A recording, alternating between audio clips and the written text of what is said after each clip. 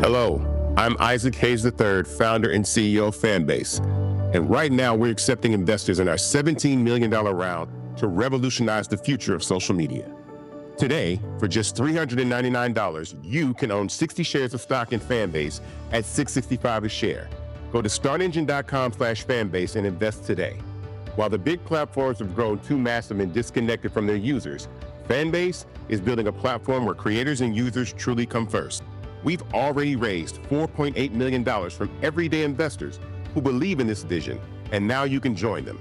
This is your chance to invest in a social media tech company with over 1 million users that is disrupting media by allowing anyone to reach all of their following and monetize their content from day one. The market is changing, big platforms are failing to serve their users, and Fanbase is stepping up to fill the gap. Don't wait until it's too late. Invest now. Invest for yourself and your future.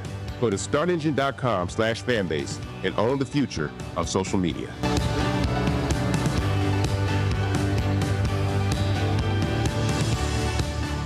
Folks, Black Star Network is here. Hold no punches. I'm real revolutionary right now. Support this man, Black Media. He makes sure that our stories are told.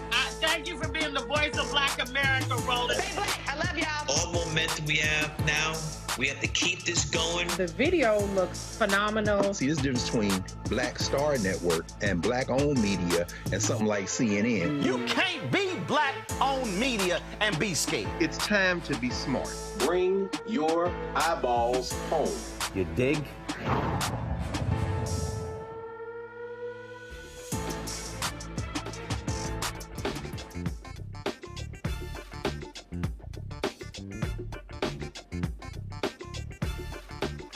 Today is Wednesday, February 5th, 2025, coming up on Roland Martin Unfiltered, streaming live on the Black Star Network. All right, folks, how afraid of MAGA should we be? They are going to literally allow companies to run roughshod over the food supply in our country. This quest for deregulation is going to be deadly. That is happening, and right now, the FDA elevated to its deadliest category, Walmart's broccoli. We'll tell you about it. Also, bird flu has killed chickens and ducks, and one particular farm had to get rid of 100,000 ducks. And a second strain has been found in dairy cattle, all while inspectors are leaving the agencies that handle our food safety. We're going to unpack that thing on the show.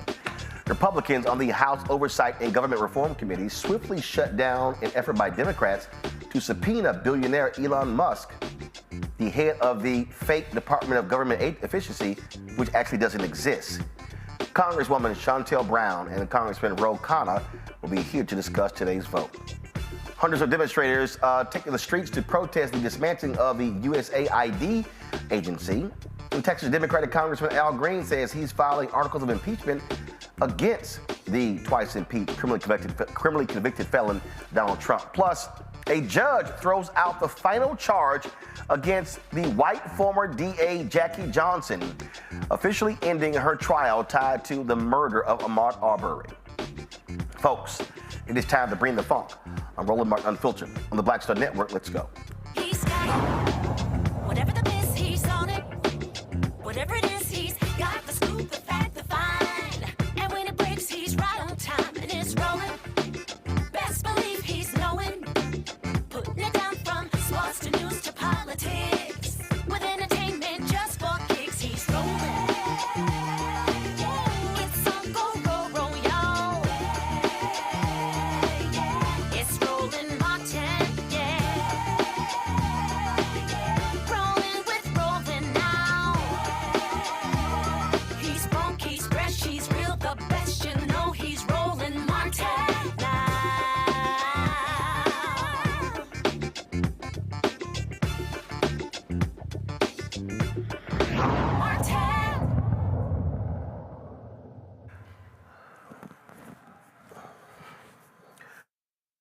This here is the homepage of the FDA, the U.S. Food and Drug Administration.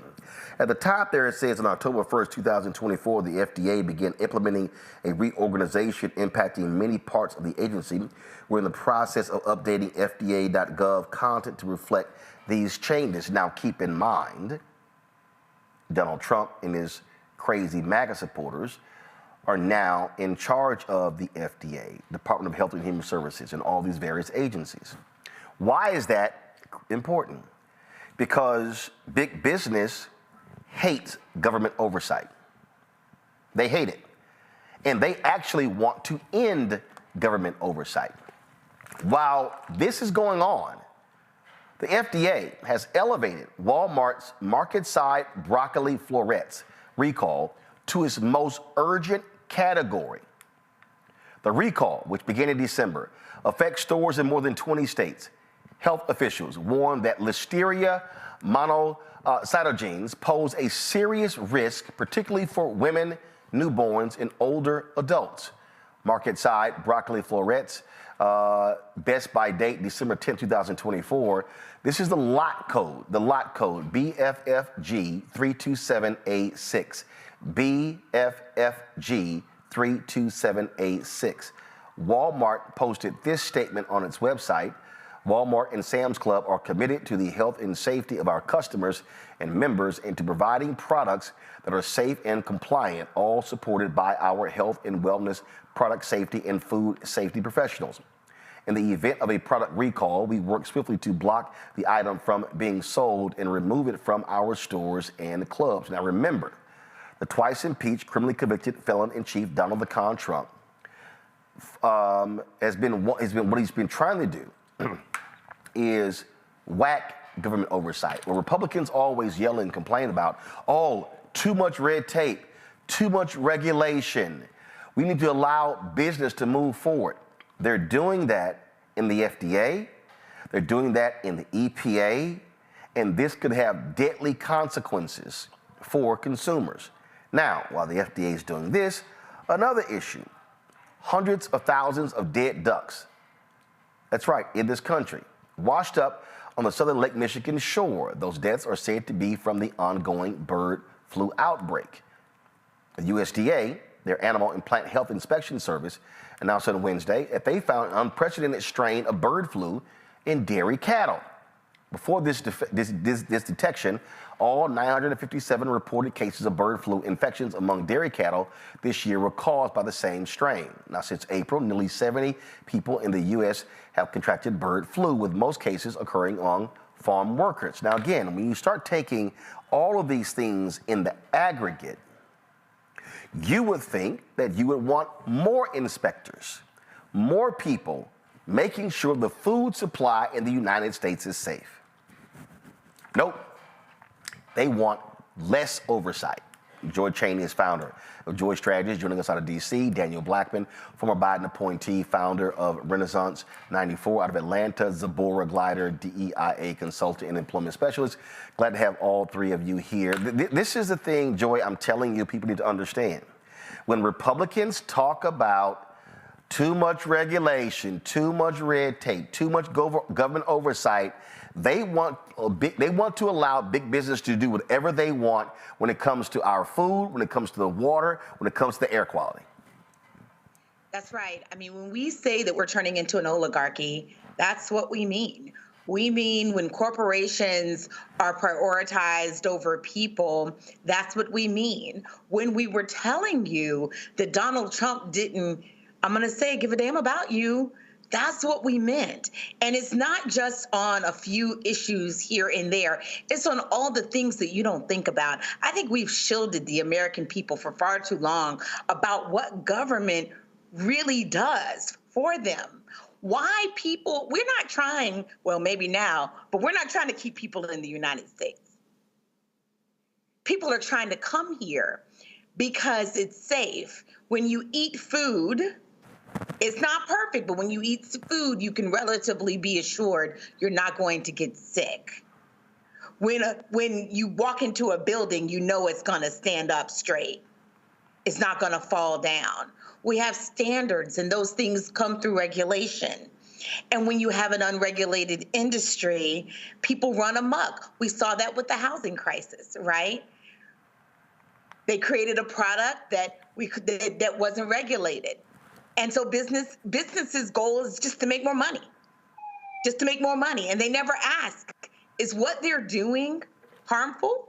Not only are they doing this at the FDA, I know we're talking about food, but these are people, if you look at Project 2025, they want to make it easier for children to work, to invalidate our child labor laws.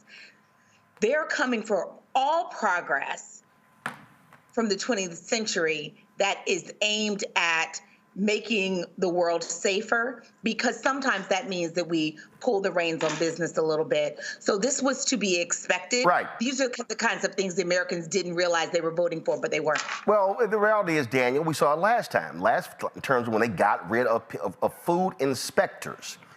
And that's critically important for people to understand. And they want to see more people fired. And that's what we have to understand what is at play here. Yeah, I don't think, Roland, and I'd agree with Joy as far as it's concerned with where we're heading as a country.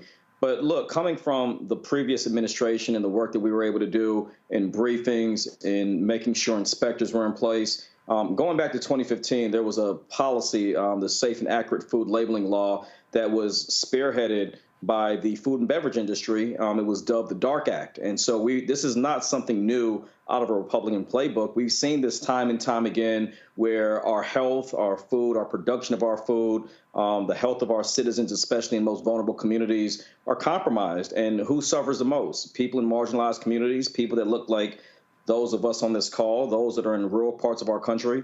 When you look at the COVID-19 impact, most of the pre-existing conditions was what led to the actual deaths at high rates amongst Black and brown citizens. So I think today, when we talk about FDA, when we talk about the mass departure that the Musk-Trump administration is trying to perpetuate, I think that causes a much bigger problem. Because when you ask individuals that are already understaffed, remember, for those of your listeners, Roland, that are watching and viewing today, these positions are already understaffed. Like when I was as regional administrator of the Environmental Protection Agency, we were already trying to catch up, and that's every agency. So when you're asking thousands of people to take a buyout or whatever it is they're trying to accomplish, it compromises and further separates us from being able to do the right thing and regulate and monitor, which is what they were hired to do. And career employees and those in the federal government suffer more, and we end up paying for it with our lives. Zabor, look at this story here. This is from 2019, okay? The first time the idiot was in office. Headline, Trump administration allows pork slaughterhouses to have fewer USDA inspectors. The new rule also allows plants to run their processing lines as fast as they like. This is the kind of oversight that is needed. And this is what it said right here. The new rule will let factory workers, rather than USDA inspectors, remove unsuitable carcasses and trim defects in plants that opt into the new inspection system. You're going to leave it up to the company to do it? We know what they're going to do is they're going to try to rush through as much as they can to make as much money as they can. No, for sure. You're seeing it in all agencies across the board, from the Federal Aviation Agency to this, with us removing ourselves from the World Health Organization. Like, they're doing things and they're not thinking about how those things are, well, I'm going to say they're not thinking about it. They don't care about how those things affect everyday people. And when you don't have government oversight, everybody does what they want to do. And it's about money. It's not about people. We've got so far away from just being moral compass centered, like what happened to caring about our people, making sure that we have everything that we need. So many different viruses are going around right now, from the different types of flus to all of these things that are happening with food. And then they're not even allowing us to know what's going on. They're reduced their briefings to let us know what's happening with the CDC and the scientific reporting. So just they say they want little government in our affairs, but it seems like very big government in our affairs to me. Yeah, but here's the deal, and this what ticks me off. So all these conservatives, they love talking about government overreach. Yeah, we're tired of we're tired of government being in our lives. You know, we believe the free market system, what the free market system can do, and things along those lines. Yet when you look at what we've had salmonella outbreaks. We've had I'm sitting here right now. So go to my iPad. You see outbreak investigation of salmonella, June 12, 2024. Outbreak investigation of salmonella eggs, September 13th. And you see the different responses. And so folks these companies always yell and scream. And I was yell and scream, Daniel. Oh my goodness, we just want to overreach. No. They're trying to maximize profits. And they've actually run charts. You know what? We can tolerate a certain number of deaths or illnesses and we maximize profits. That's what's going on here. Let me know when Daniel's camera's straight. I'm gonna go to Zabor first. But that's what's going on here, and that's what they're doing. Zabor, I'm gonna go to you first. They want to maximize profits, and they don't care, and they got no issue if there's going to be an outbreak. And then the same folks who are whining and complaining are the same people. Where was the government? Why didn't they stop this? Exactly. Or you see them saying this is a conspiracy like they did with COVID. Is the minority communities and marginalized communities are the ones that are really impacted, but the individuals that are voting to have these individuals in office and to run things, they're acting like they can't see it. They're just having a willful ignorance over knowing that you are creating things that are going to have long-lasting impact for our communities. And you don't want to have any social services towards those communities. So we get sick. You already have awful health care for these marginalized communities. And you're not doing anything to regulate the individuals. You're taking away, closing all of these offices, putting people out of jobs when they're already understaffed. They're already not being able to communicate with the public the way they would typically communicate. So it's just every problem is exacerbating the last problem. Can I just jump in to say this? Actually, hold on one second, Joy, because I'm going to go to Daniel. Daniel, talk about that. You talked about working in the EPA. There's a reason when we have people whose job is to inspect water samples, air samples, all those things, because they have deadly consequences. And when someone dies from poisoning, I'm sorry, you can't bring them back. And then people say, well, there's no amount of money. Well, this is what happens when you let corporate lawyers take over departments, take over agencies who do the bidding of the companies where they came from.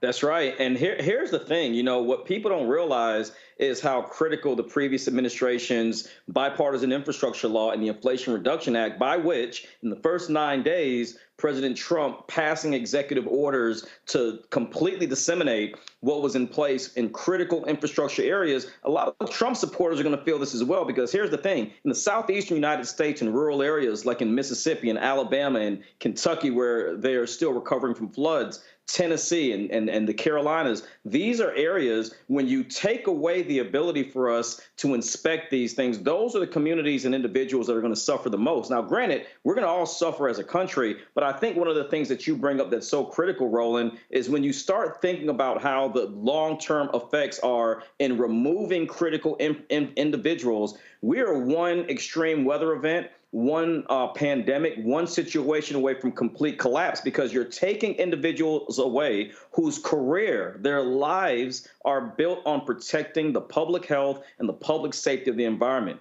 When cities like Jackson, Mississippi's water infrastructure was on its way to being repaired, rebuilt, and restored, are now having to suffer with the current administration and saying that's no longer a priority, or areas like Lowndes County, Alabama, or Mobile, Alabama. These are communities where when you talk about that previous image you posted about the pork industry and how they want to speed through and rush through the regulatory process. This causes irreparable damage. And when low and moderate income communities that depend on their public health facilities in their areas that are underfunded, understaffed, and quite frankly, don't have the resources to respond, you are going to see a greater and a faster decline within our public health system. And lastly, you look at which we haven't talked about, the CDC, members of the CDC, workers, career employees have just stated that if Robert Kennedy Jr. is confirmed within the Senate, over 1,000 of them are talking about leaving their jobs. The last thing we need outside of food security and food safety and inspectors is to lose the very people that study pathogens, diseases, and protect our communities from the types of pandemics that we've recently experienced. Joy, real quick, go.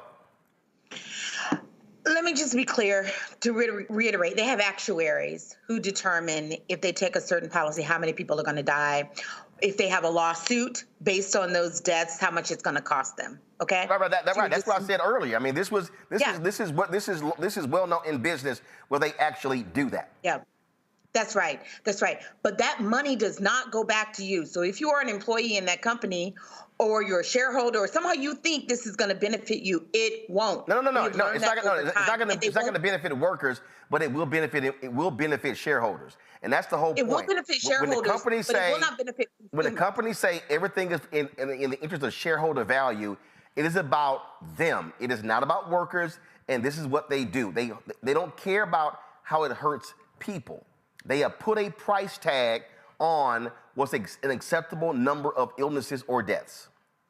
Correct. But when your company fails, because ultimately you lead to some kind of outbreak, some kind of disaster, it will impact shareholders. Yeah, of course it will. Guys, there is a pendulum here. What goes up must come down. So don't believe that, having a long-term company that ultimately cares about the health and safety of its consumers is ultimately smart for business. Yep. All right, folks, going to go to the break real quick. We come back, we're going to chat about efforts for Democrats today to hold Elon Musk accountable.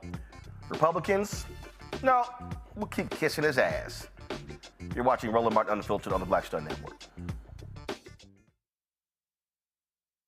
What's up, y'all? Look, Fanbase is more than a platform. It's a movement to empower creators, offering a unique opportunity for everyday people to invest in Black-owned tech, infrastructure, and help shape the future of social media. Investing in technology is essential for creating long-term wealth and influence in the digital age. The Black community must not only consume tech, we must own it. Discover how equity crowdfunding can serve as a powerful tool for funding Black businesses, allowing entrepreneurs to raise capital directly through their community through the Jobs Act.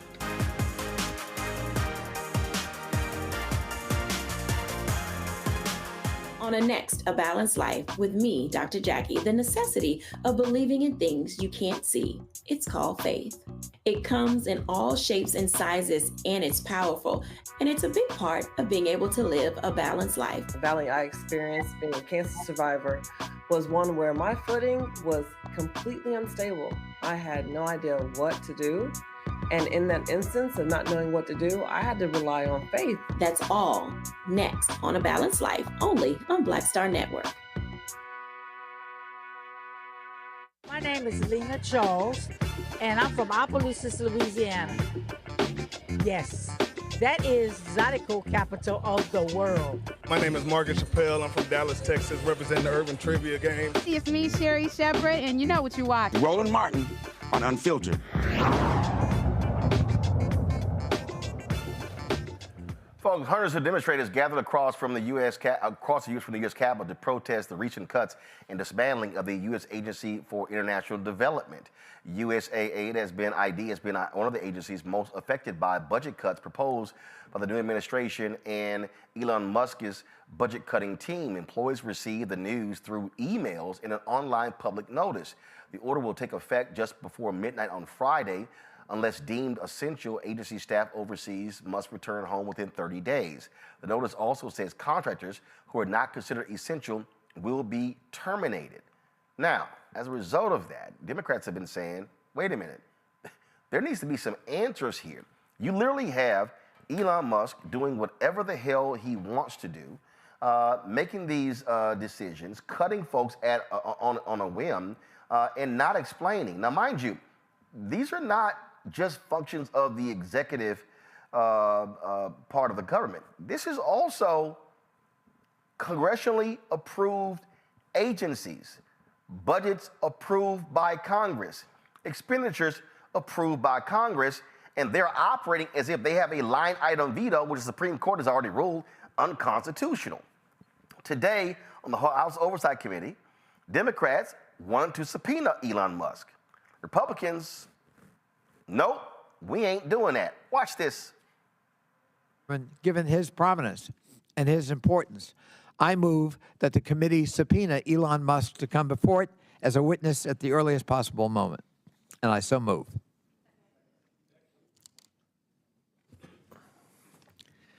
There's been a motion and second. The motion is not debatable. Mr. Chairman, why is it not debatable? Point of order. It is debatable. Mr. Chair, I strike the last word. Hold on. Mr. Chairman. We're going to table the motion. Okay. Mr. Chairman, why don't we want to debate Elon Musk coming in and talking to us about his work and how he's enriched himself for $64 billion? Mr. Chairman. Mr. Chairman. Chair recognizes Dr. Fox. Thank you, Mr. Chairman. I move to table the motion. There's a motion to table. Is there a second? Chairman, Second by point of Mr. order. Higgins. Point of order, Now, Mr. the motion is not debatable, as many Point of order, Mr. are in Chairman. favor of tabling. Point of order. State your point. Mr. Chairman, I think it's outrageous that this committee will not even entertain a motion. No, you state your. Chairman, that's not a point of order. Somebody You know, who's breaking the law agree. and Point dismantling our federal There's agencies been a motion. and hiring federal employees No, we don't listen to demagogues. data, Out of and order. you will not Out of order. even Out of order. entertain a motion The to motion bring is this Chairman, to this is the demagoguery. This is As Oversight many Committee. as are in favor of tabling. Yes, signify. let's have order in this country. Stansbury, you're out of order. You know you're out of order. You know the rules of this committee. There's been a motion. Mr. and a Elon second to Musk is table. out of Now, order and dismantling. He's out of order. God. I call the question. There's been a motion and second. Motion by Dr. Fox, second by Mr. Higgins to table. All those in favor of tabling signify by saying aye. Aye.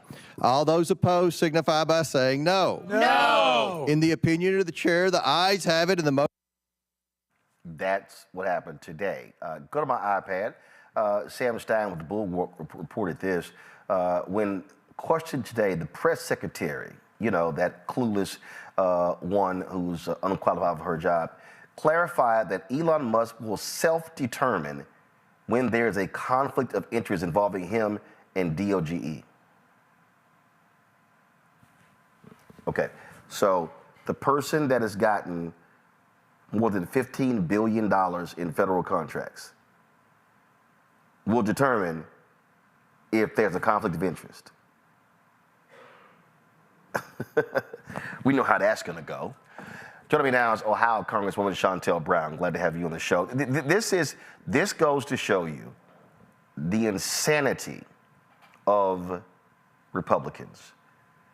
They yelled and screamed, oversight, overreach, oh my God, is Hunter Biden attending meetings, all of that. And here you have somebody who they cannot say has gotten additional security clearance, who they cannot say has outlined what they're doing, who is literally going from agency to agency, making cuts, freezing staff out of their emails, taking over a payment system, and Republicans are like, hear no evil, see no evil. Well, thanks for having me, Roland. It's absolutely insidious. Exactly as you laid it out is how we led our meeting. We wanted to subpoena Elon Musk and in their efforts to delay and distract the American people. They overruled us, if you will. They do have the numbers in this Trump trifecta. They control the House, they control the Senate, they control the White House, and I would dare to say they control the judicial branch of government. So they are exercising the control that they have. But I want to remind the people that their margins are incredibly slim in the House. They have a 2-person majority, and so on any given day, the numbers can shift one direction or another. And we even saw that narrowly, they narrowly were able to shut down today's subpoena, a request by the Democrats, because that vote only passed their way by one vote, one person.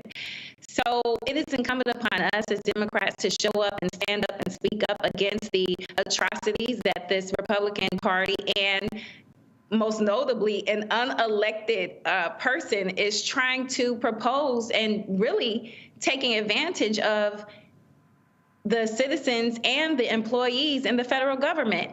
As you pointed out, these are the same people who spent countless dollars and countless hours on this imaginary impeachment of President Biden that came up with nothing, zero, nada, not a thing. It was, and I can't tell you how many meetings that they had on this, but now all of a sudden, they turn a blind eye. There's no oversight. There's no accountability to a man who is the wealthiest man and controlling our president, obviously, but also using his outside servers. Do you remember when they cared about servers? Well, yeah. Oh, they made a big deal out of Hillary Clinton having emails on the outside server, and Elon Musk's team are coming into federal agencies installing servers that have not been checked, not been protected, and they're like, hey, no biggie. Emailed 2 million people with his outside server. So it is a national security risk. His sheer presence, I mean, he could never, he's not eligible to run for elected office, but he is certainly using the power of his purse to influence President Trump and his MAGA minions. Well, how about this here? So this is from Secretary Sean Duffy.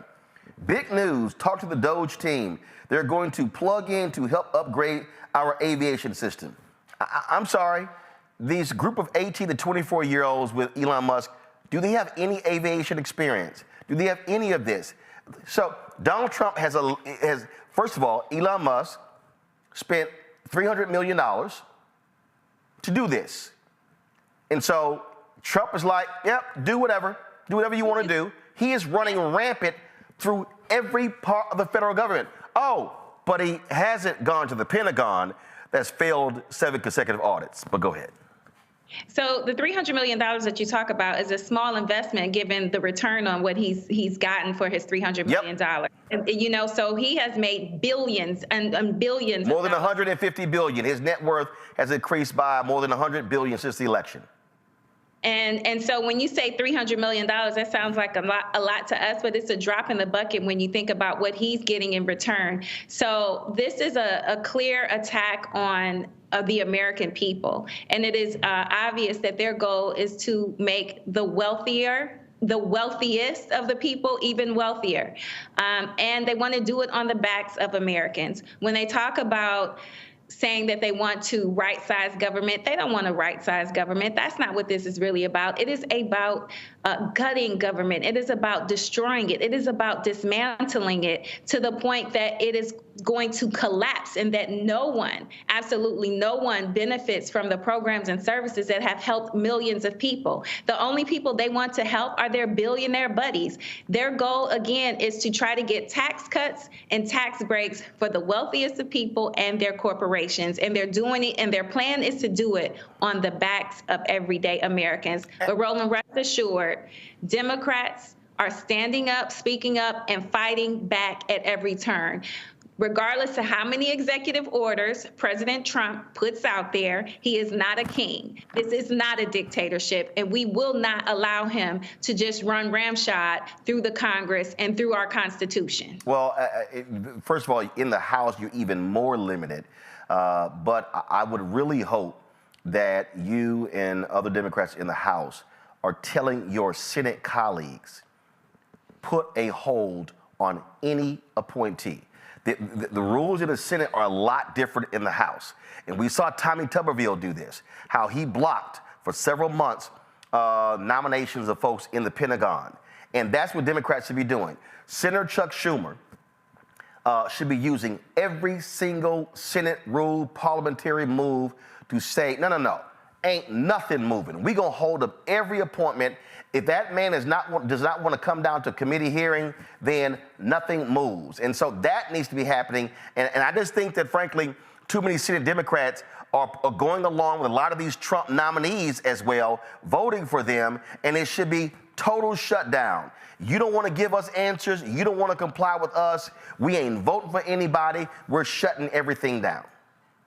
Well, I don't pretend to be a member of the Senate, right? But I appreciate and agree with what you're saying. What's happening on the Senate side, they should be using every lever of power to prevent these unqualified nominees from getting into places of power that will have long-lasting impacts on our everyday lives. It is beyond concerning the nominees that have been put forth by the president. And when they want to talk about diversity, equity, and inclusion, eliminating that, these are some of the most unqualified candidates for these positions in our nation's history.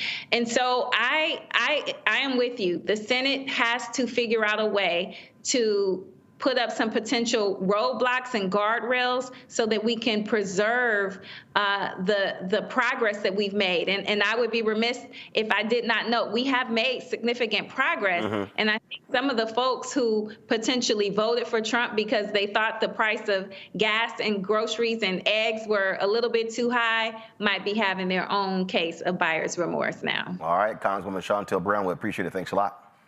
Thank you for having me. All right, and if you go to my iPad, folks, the attacks by Elon Musk on USAID, Gizmodo said this is the reason they were investigating his Starlink contracts with Ukraine. You see right here, he has been attacking this agency more than any other. And the Lever actually reported that, let me actually just go to their reporting, that the Lever reported that they were in the midst of, the USAID Inspector General was in the process of investigating its own public-private partnership between Musk, Starlink, and the Ukrainian government at the time that his DOGE crippled the agency. And what does that tell you? And then, of course, you have this happening right here. Let me pull it up here, which, again, is a joke. It shows you how these people are utterly insane. At today's news conference, Carolyn Levitt, okay, who is frankly nothing but an airhead, listen to what she actually said about Elon Musk and conflicts of interest. With Spectrum News. You talked a bit about Doge. Elon Musk is currently a, quote, special government employee who also owns companies that have billions of dollars in federal contracts. You said earlier this week that he has abided by all applicable federal laws, but what steps is the Trump administration taking to address that conflict of interest? The president was already asked and answered this question this week, and he said if Elon Musk comes across a conflict of interest with the contracts and the funding that Doge is overseeing, then Elon will excuse himself from those contracts. And he has, again, abided by all applicable laws. So if Elon comes across a conflict, he's going to say, hey, guys, I have a conflict. Let's see, pull up my panel. By a show of hands, any three of y'all think he's going to do that? No, I didn't think so. Daniel, right there, when you talk about the USAID investigation with Starlink contracts, hello, that's a conflict of interest right there. Not only is it a conflict of interest, but these are really scary times. I mean, I want people to understand that when we talk about, first of all, self-excusing yourself and an individual that has gone through a very non-competitive space to get, as you mentioned earlier, over $15 billion in federal contracts. This is not only a conflict of interest, but internationally, most people don't even realize that USAID is focused specifically on disaster relief and recovery, poverty efforts, security issues, national security issues. So when you see someone that can actually weaponize an area where our country and our partners are at risk, individuals that have been committed to the safety and security of these areas. You saw what the Biden administration did around offering aid to Ukraine. Look, regardless of what an individual believes, supports, or doesn't support, when it comes to our foreign adversaries as well as those who we work with, I think it's a challenge because most people don't understand. As a political appointee, I went under more scrutiny and a background check than Elon Musk has gone through in one day. And when you have individuals like this that don't have to go through a confirmation, no accountability, and they're able to go in and remove individuals and organization at their own discretion, we're going to see this type of irreparable damage for a long time. And quite frankly, it pisses me off, man, to see what's going on right now around our country with unchecked powers that this individual is doing. We're hearing more about Elon Musk than our vice president. That's a problem. And well, so that's because Elon Musk is the vice president, or he's actually Elon Musk is actually the co-president. This is Virginia Congresswoman Jennifer McClellan, again speaking to the fear of federal workers and the impact on everyday Americans. Mr. Speaker, I rise today to speak out on behalf of our beleaguered federal workforce, which is currently under attack by the Musk-Trump-Vance administration. Trump's OMB nominee, Russell Vought, said, quote, "We want the bureaucrats to be traumatically affected. When they wake up in the morning, we want them to not want to go to work because they are increasingly viewed as the villains. We want to put them in trauma." Well, Mr. Speaker, they're in trauma. Literally on my way to the floor to vote tonight, I received a text from a federal employee that said simply, "Help us!" exclamation point. Who exactly is the Musk-Trump-Vance administration terrorizing? The people who make sure your food is safe to eat, your water is clean to drink, and the air is clean to breathe. The people who work tirelessly to keep pregnant women, asthmatic children, and people with cancer from dying. The people who make sure you fly safely. The people protecting American lives here and around the globe through diplomacy, intelligence gathering, and fighting crime. To the federal workforce, I see you. I'm doing everything I can to help you. I won't quit. Please don't quit either. Thank you. All right, so Zabor, here's a needle that I believe the Democrats have to thread. So follow me here. There's a belief in this country, Republicans love talking about this here, that these federal workers are awful, they're trash, it's too many of them, cut government. That's how a lot of Republicans and Democrats and independents think. And she did it in a sense. And follow me, I'm not suggesting that Democrats leave federal workers out to dry. But I believe they actually have to reverse the narrative. They actually the narrative has to be not about the federal workers. The narrative has to be about how as she did there, how the American citizens, how the working class, how women, children, go down the line, are impacted by the work of these workers. So and again, it's a fine line, but if the narrative is Democrats standing up for federal workers, the Republicans are going to win that narrative. That's right. Because the public is thinking too many of them. No. What the Democrats have to do in shaping the narrative is to say, like we did in our opening segment, egg processors, food workers, they got to go, boom. Those of y'all who are eating what you eat, in terms of what you breathe in, guess what? And they got to be specific. This river in Ohio, this lake in Wisconsin, these are the people. These workers are the people that keeps the water there safe, that keeps the rivers safe. That's the narrative. But so the way they're doing it, I just think it's wrong, and it's not going to break through because I just think the American public is going to be like, oh man, we can lose 1 million of them and we won't miss a thing. Zabor, go ahead. No, for sure. At the end of the day, these workers are the people that are benefit from these systems are so important. So you have to make it real and relevant to the American people. Why is it that these individuals losing their job? How does that impact you? How does that impact your grocery store runs, your family, your child care, your food stamps, all of these things that are impacting real people? You need to bring it to their house. Make sure that they understand this is how this is impacting you. I totally agree with everything you said. I think that Democrats do a very poor job of understanding. They're so out of touch with understanding what the American people need and what they're really experiencing. And it's crazy because they are American people.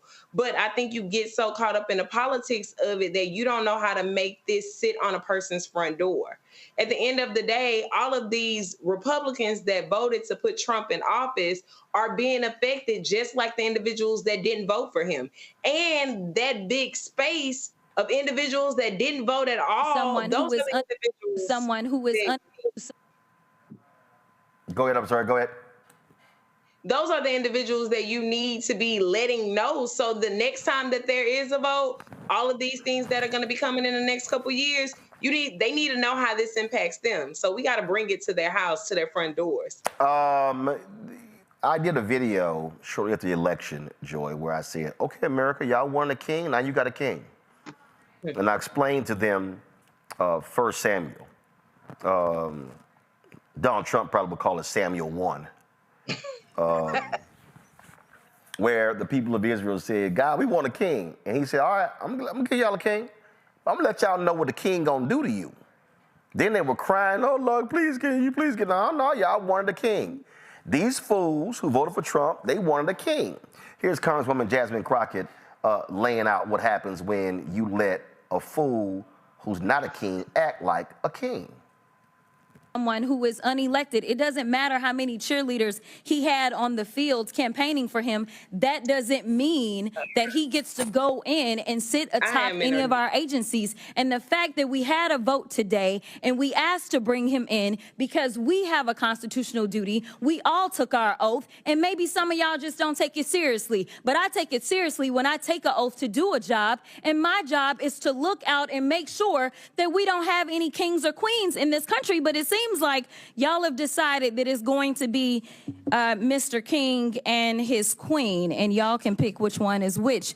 But oh, I love the shade of Congresswoman Crockett. But again, Joy, on the point of how you shape the narrative, the narrative can't be about the workers. It has to be about the work the workers do for the American people. I could not agree more. I wish that people were all about the altruism of it and they recognized, who government workers are. But we have to remind them it's not just about the government workers. The workers are there to protect you. And so, yeah, we have to show them what they lose when we have these kinds of haphazard cuts, what they lose when we favor business interests, right, whose interest is just to run up the tab, right, for themselves, or rather make more money for themselves. Their interest is not public safety. Government's interest is purely public safety. So that's what you want. But I think also this is about reminding them of what it looks like in other countries when you don't do that, why people are trying to come here and why we're not trying to go there. It's because we do have government that protects us and that makes sure that we have standards that will benefit us. I think we also have to tell a story about who is the government worker to the extent we are going to say anything about them at all. Many people envision a government worker who, I think some of them have a certain stereotype about government workers and that they live all here in the Washington, D.C. area. But the vast majority of government workers don't live in this area. They live in places, they're protecting our national monuments, and they are in the plains, and they're in Montana, and they're in other Wyoming and other places. And so they're their neighbors. They're what's supporting their local economy. The government is the nation's largest employer. So when you take that away, not only does it hurt in terms of the benefits the taxpayer receives, but it actually will hurt their neighbors. So I think we have to really be always keeping what is the voter. When the voter goes, what are they voting for? And ultimately, when people go into the voting booth, they're voting for themselves and their families, and there's nothing wrong with that. And we have to talk to them in a way that understands that. We have to be talking about that. Now, Jennifer McClellan's from Virginia, reminding everyone. So this is important. You know, there are many government workers who work with her, right, in her area. But we all have to make sure our language is such that the American public sees themselves in your argument. You're absolutely right. I want to quickly go to Congressman Khanna, who joins us right now. Congressman, we were just talking to Congresswoman Shontel Brown about today's House Oversight Committee. There were a lot of folks on the social media who were complaining that you failed to show up and vote, you abstained. But then I saw a Twitter comment where you explained what happened. So what happened today when that motion was put forth by Democrats to subpoena Elon Musk? Well, I was not there at the vote because I was there at the beginning of the committee. Then I went to meet with the ambassador of Mexico to discuss the tariffs that Trump has posed and were wrong, and they called the vote. And by the time I got back, I didn't make it in time. I think they tried because they saw that a lot of Republicans had left, 8 people, to try to get the vote, sneak the vote in. But it didn't work because there were more Republicans. But then I explicitly, on the committee, called on Elon Musk to be subpoenaed and testify. And Musk, of course, who I've known for 15 years, didn't respond to any of the committee, but responded to me. And he said, "Don't be a dick, bro." At which point I responded to Musk saying, "Look, we've known each other for many years. I was okay in you're making recommendations on cutting defense spending or making recommendations to the Congress, but what you're doing is unconstitutional. You can't just make the decisions as an individual for the country. You have to come to Congress." And he replied angrily, and but I will continue to stand up to make it clear that what he's doing is unconstitutional. It's not transparent. If he is that confident that he has wasteful spending cuts, they come to the American people, tell us what they are, force us to vote on it. And if they're silly programs, and then hold the members of Congress accountable for voting for it. But he can't make these decisions himself. And I hope that the committee will have the vote again, but I'll continue to be forceful in speaking out. Well, I remember you had offered to sit and work with Doge, but let's even start right here, okay? And this is also where I believe that I just think that even Democrats keep making a mistake. This department doesn't exist. It's no such department. Why do Democrats keep calling it DOGE? I mean, can the president just create a department out of thin air? Well, the president can, in terms of an executive order. They create czars and they create offices. I mean, he can empower someone to right, but this is called the Department of Government Efficiency. Doesn't Congress create federal departments, federal agencies?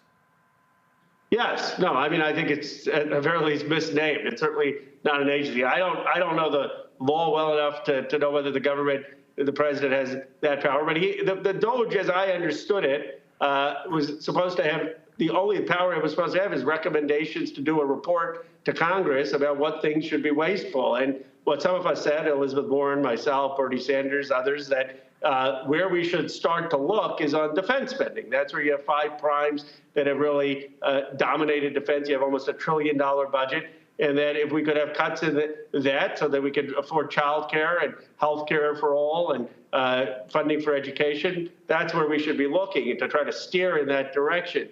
But of course, what Musk has done is targeted the Department of Education. I mean, this is Pell Grants for working families. This is funding for families with kids with disabilities. This is funding for working class neighborhoods, decent schools. I mean, I went to public school. I took out loans to go to law school. This is the stuff that would be cut. And what he's doing is not coming to Congress. And so I have been very vocal in taking him on. And I think I have credibility. I have credibility to do that because it doesn't look at partisan. I said I was willing to work with him. I've known him for many years. I gave him the benefit of the doubt. And what he's doing now is clearly unconstitutional. And I'm calling him out on it. Again, I'm going back to this here. So how are they funded? Who's over this so-called department? How many staffers do they have? How do y'all communicate with them? I mean, that's what's amazing to me. I've seen members of Congress go to different agencies trying to get in, and the response, oh no, they're busy. They're busy. They don't have any time to meet. And so we've seen Wired.com has been very aggressive in their reporting and said that he's literally got a band of 18 to 24-year-olds who have access to the most sensitive data of the United States, and they don't answer to anybody. And we played the video of the idiot press secretary saying that if if Elon Musk, the co-president, sees a conflict of interest, then he self-reports. What? No, I've been making this the second point since the beginning, that I have to file, as you know, disclosures every month for any transaction that takes place. And why is Musk exempt from financial disclosures? It makes absolutely no sense. Some of these people were apparently hired as federal employees. I don't know who's hiring them. Is it the Treasury Department that has hired them? And one of the things we need to investigate is, were they given sensitive information before they were federal employees? Because that's blatantly illegal. And then we need to understand what information they're given and what are the privacy checks on such sensitive information. And those are all things that the Oversight Committee should be investigating. But the central issue, in my view, is that there is obviously certain waste in government. But what Musk is doing is making determinations on his own to stop payments that Congress has appropriated. And they have a theory that the Constitution says that the president can do this unilaterally. In fact, I tweeted back at one of the conservatives. I said, well, what if the Congress says there's an $800 billion defense budget and a Democratic president who wants to cut defense, Barbara Lee got elected president because Barbara Lee wanted dramatic cuts in defense. And she says, well, I'm only going to spend $400 billion on defense. Would that be constitutional? And they said, yes. They think Congress only can set the maximum and the president can cut as much as he wants. Now, the Supreme Court is going to strike that down, in my view, but they are operating on an unconstitutional theory. And it's quite interesting that they're trying to go everywhere, but Elon keeps conveniently skipping over the Department of Defense.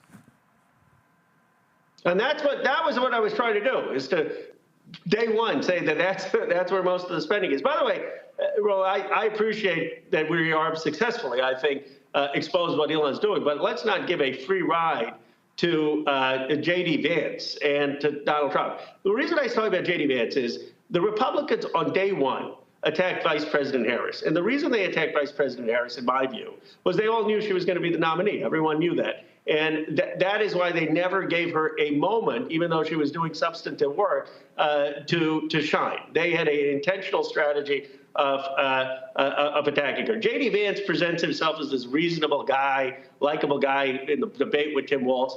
And he is standing there. He's someone who said, I am pro-parent, and I want to know, what is J.D. Vance doing in this administration while Donald Trump and Elon Musk are planning to get rid of Pell Grants for working families, cutting all the funding to any family that has a disabled kid, cutting funding for decent neighborhoods, those are in working class families, and many of them in red states.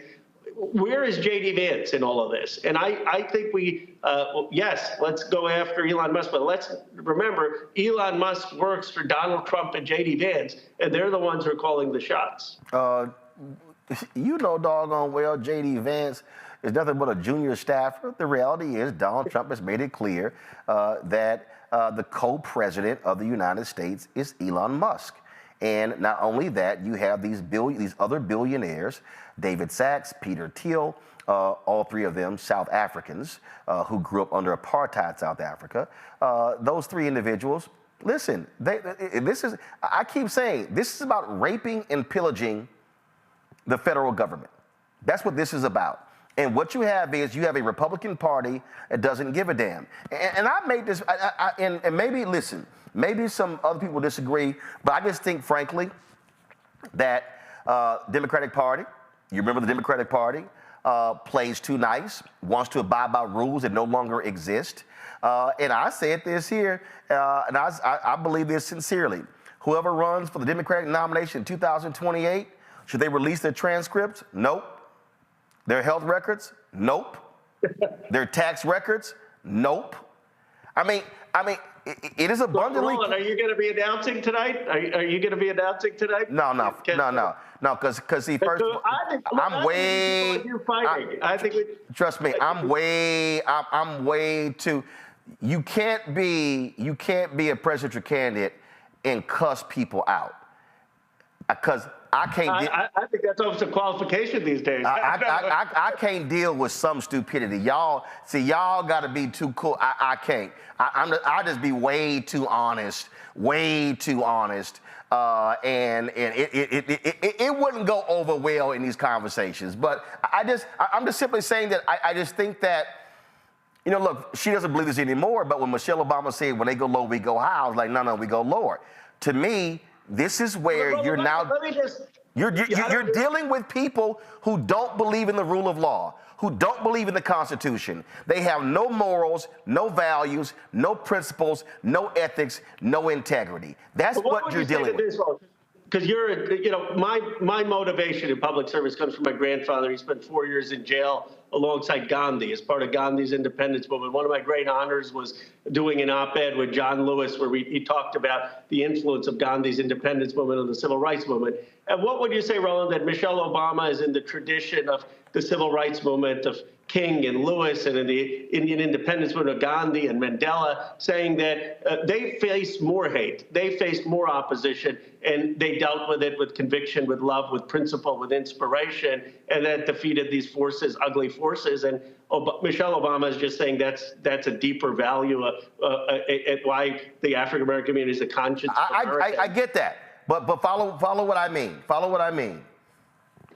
When I see what's happening 2 blocks from here, when I see what Elon Musk is doing, not a single Democratic senator should be voting for any cabinet nominee. I believe if Tommy Tuberville, if he stopped the appointments in the Pentagon for months, every Democratic senator should say, nothing moves. No appointee, no nominee, nothing happens. But again, Democrats play nice, and Republicans take advantage of Democrats playing nice, playing by the rules. We're institutionalists. And so, look, I get it. Listen, when the inauguration took place, Biden tells Trump, welcome home. Damn that. We ain't riding in the same limo. I mean, I'm telling you, Democrats are operating as institutionalists. This is the way we should operate. When the opposition are thugs, are gangsters who do not care about the rule of law. And I just think that Senator Chuck Schumer is playing way too nice with these folks, and they will cut a Democrat's throat to get whatever they want. And you know what? They're going to get RFK as Secretary of HHS. They're going to get Tulsi Gabbard. Okay? They got Pete Hegseth. They're going to move it. They got Pam Bondi. And Democrats, I just simply believe, are playing too nice, and their base wants to see fighters.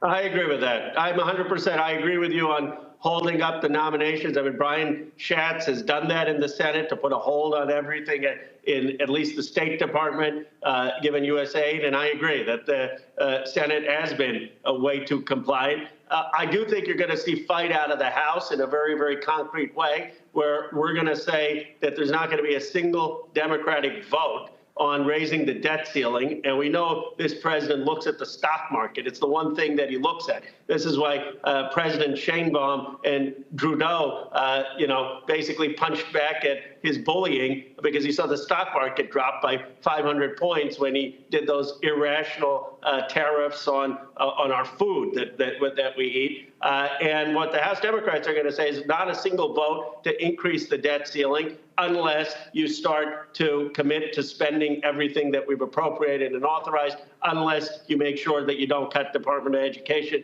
unless you make sure that USAID stays, and a whole host of things. But we have to fight. I agree with you. There has not been enough fight in the Senate. Personally, I think Hakeem Jeffries does have that fight in him. And in my view, he is the leader right now of the Democratic Party. And that's where the energy is. All right. Congressman Khanna, I appreciate it. Thanks a lot. Thank you. All right, folks, got to go to a break. We'll be right back. Roland Martin Unfiltered on the Black Star Network. Don't forget, support the work that we do. Join our Bring the Funk fan club. Our goal is to get 20,000 of our fans contributing on average $50 a year. It comes out to $4.19 a month, 13 cents a day. There are folks who say, hey, I can't afford that. I give less. Totally understand. We appreciate that. There are those who say, you know what, I can give more. We appreciate that as well. This is about being 100% independent black-owned media. This is about speaking to our interests. And here's the deal. I got non-black folks who watch, who actually support the show as well, who give. I remember a couple of years ago, I had a 70-year-old gay white guy send me a note, and he said, that's what I am. He said, I'm a 70-year-old gay white guy, and I learned from watching your show. And I appreciate that, because we have to understand the conversations that we're having here, corporate media ain't having, okay? Y'all can watch these shows on CNN, these little debate shows, they're a joke, okay? You got idiots like Scott Jennings, folks play nice. Well, I ain't playing nice. I'm not playing nice with these people, okay? When this man releases Oath Keepers, when he releases the Proud Boys, when he releases violent racists, no, this is no time for us to play nice. This is a time when we've got to have, as Dr. King, maintain our militancy as the black press and being advocates for black people. That's what he said in 1968 with his book, Where Do We Go From Here, KSO Community. And so we need to understand that. And so if you want to support the work that we do, you want to give via Cash App, you can do so via the Stripe app, because Cash App closed all of our accounts when they changed their rules. And so this is the QR code for Stripe. And so this is what you use here. And then what you then do is, if you want to check some money orders, P.O. Box 57196, Washington, D.C., 2003 7-0196. PayPal, R. Martin Unfiltered. Venmo, RM Unfiltered. Zelle, Roland at RolandSMartin.com. Roland at RolandMartinUnfiltered.com. Also, get our merchandise, get our 2 shirts we have out, folks, other merchandise. Hashtag we tried to tell you, FAFO 2025. And also, don't blame me, I voted for the black woman. Go to RolandMartin.creator-spring.com or go to BlackStarNetwork.com. Back in a moment. Next on the Black Table with me, Greg Carr. Democracy in the United States is under siege. On this list of bad actors, it's easy to point out the Donald Trumps, the Marjorie Taylor Greens, or even the United States Supreme Court as the primary villains. But as David Pepper, author, scholar, and former politician himself says, there's another factor that trumps them all and resides much closer to many of our homes. His book is Laboratories of Autocracy, a wake-up call from behind the lines.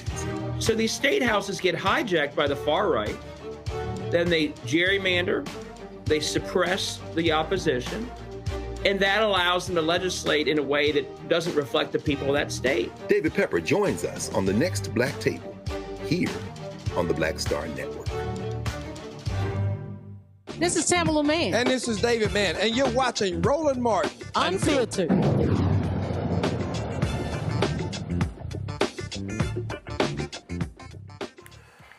Talk about no justice in Georgia. A judge in the trial of the white DA who chose not to prosecute the 3 white men who initially prosecuted them, who killed Ahmaud Arbery. You know what he did? he got rid of the second charge. This is after doing this the other day. So that's right, this is Georgia judge. He throws out the final charge against Jackie Johnson, the former DA for Glenn County.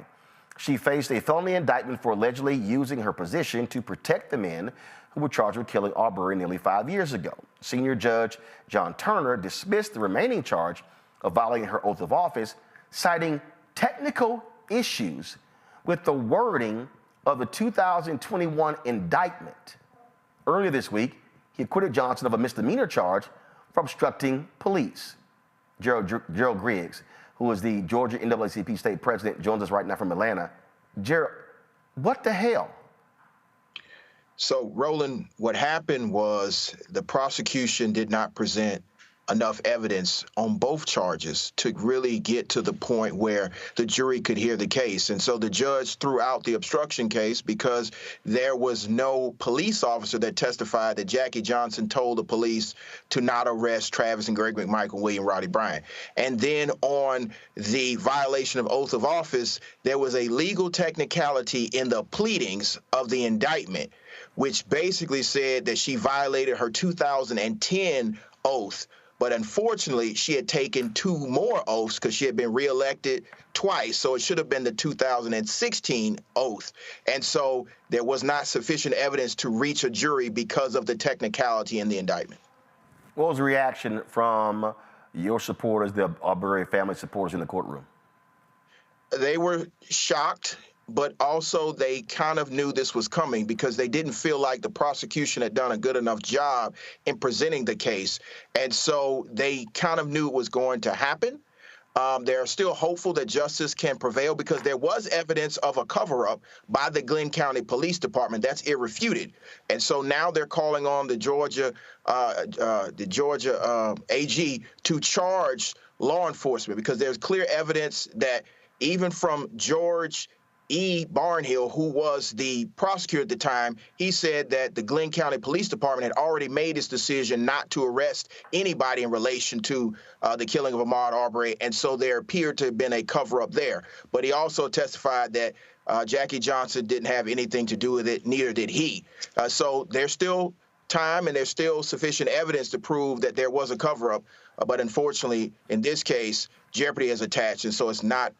You're not able to go after the chief prosecutor who allegedly made the call. And of course, she's never said why she didn't prosecute those 3. No, she hasn't. She said that she didn't have anything to do with it because there was a conflict, and so there was not sufficient evidence to show that she obstructed or violated her oath. Did she ever say what the conflict was? She said the conflict was that, Greg McMichael used to work for her as her chief investigator.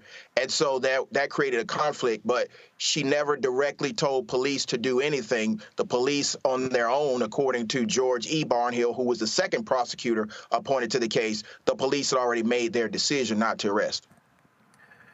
My goodness, my goodness. Well, thank goodness those racists are sitting in prison and they will never be getting out. That's exactly true, and that's what the family wants to continue to happen, continue to push for absolute 100% justice, and that's why they're calling on the Attorney General's office to prosecute those police officers that ultimately made the decision not to arrest. All right, Gerald Griggs, we appreciate it, bro. Thanks a lot. Appreciate you. Yes, sir. Folks, a second federal judge issues a sweeping block against convicted felon-in-chief's plan to end birthright citizenship. U.S. District Judge Deborah Boardman in Maryland issued the nationwide injunction Wednesday, siding with immigrant rights groups and 5 pregnant women. They argue that Trump's executive order violated the Constitution by attempting to deny citizenship to children based on their parents' immigration status. Boardman's decision is more extensive than previous temporary block issued by a Seattle judge, which was set to expire this week.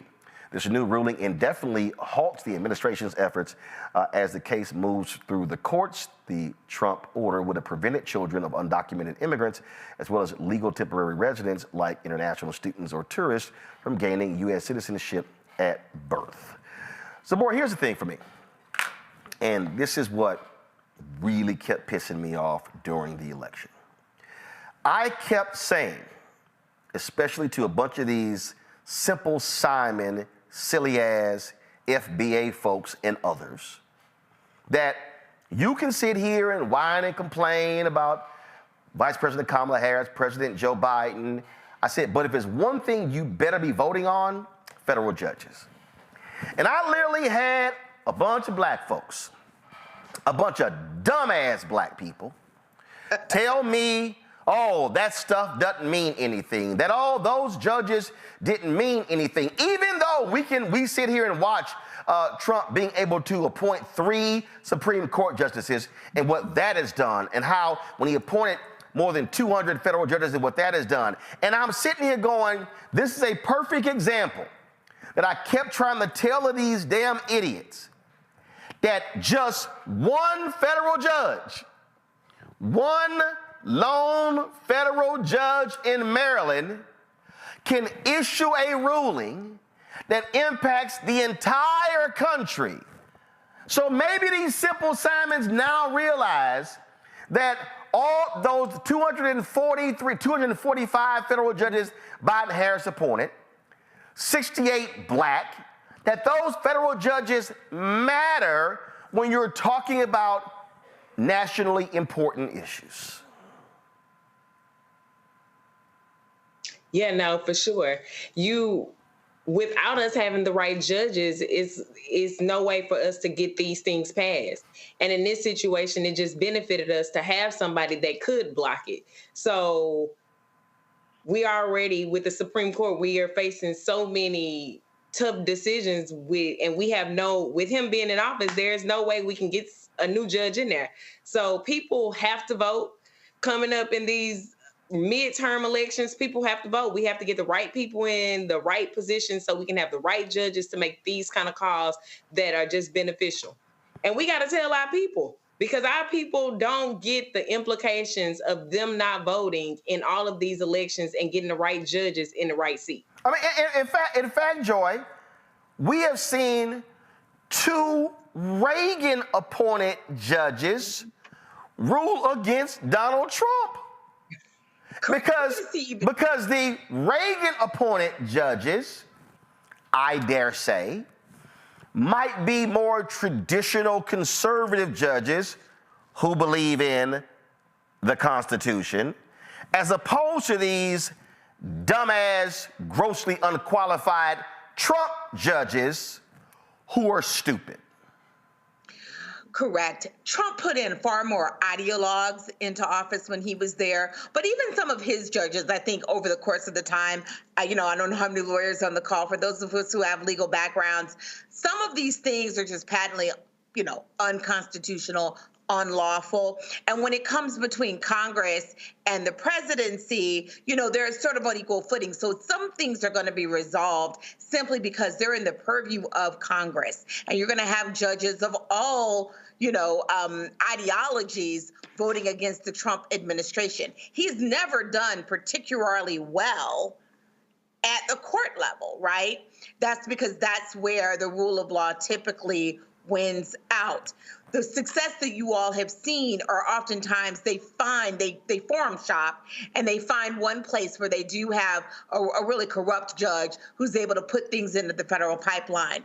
But by and large, he has not been overwhelmingly successful in the courts.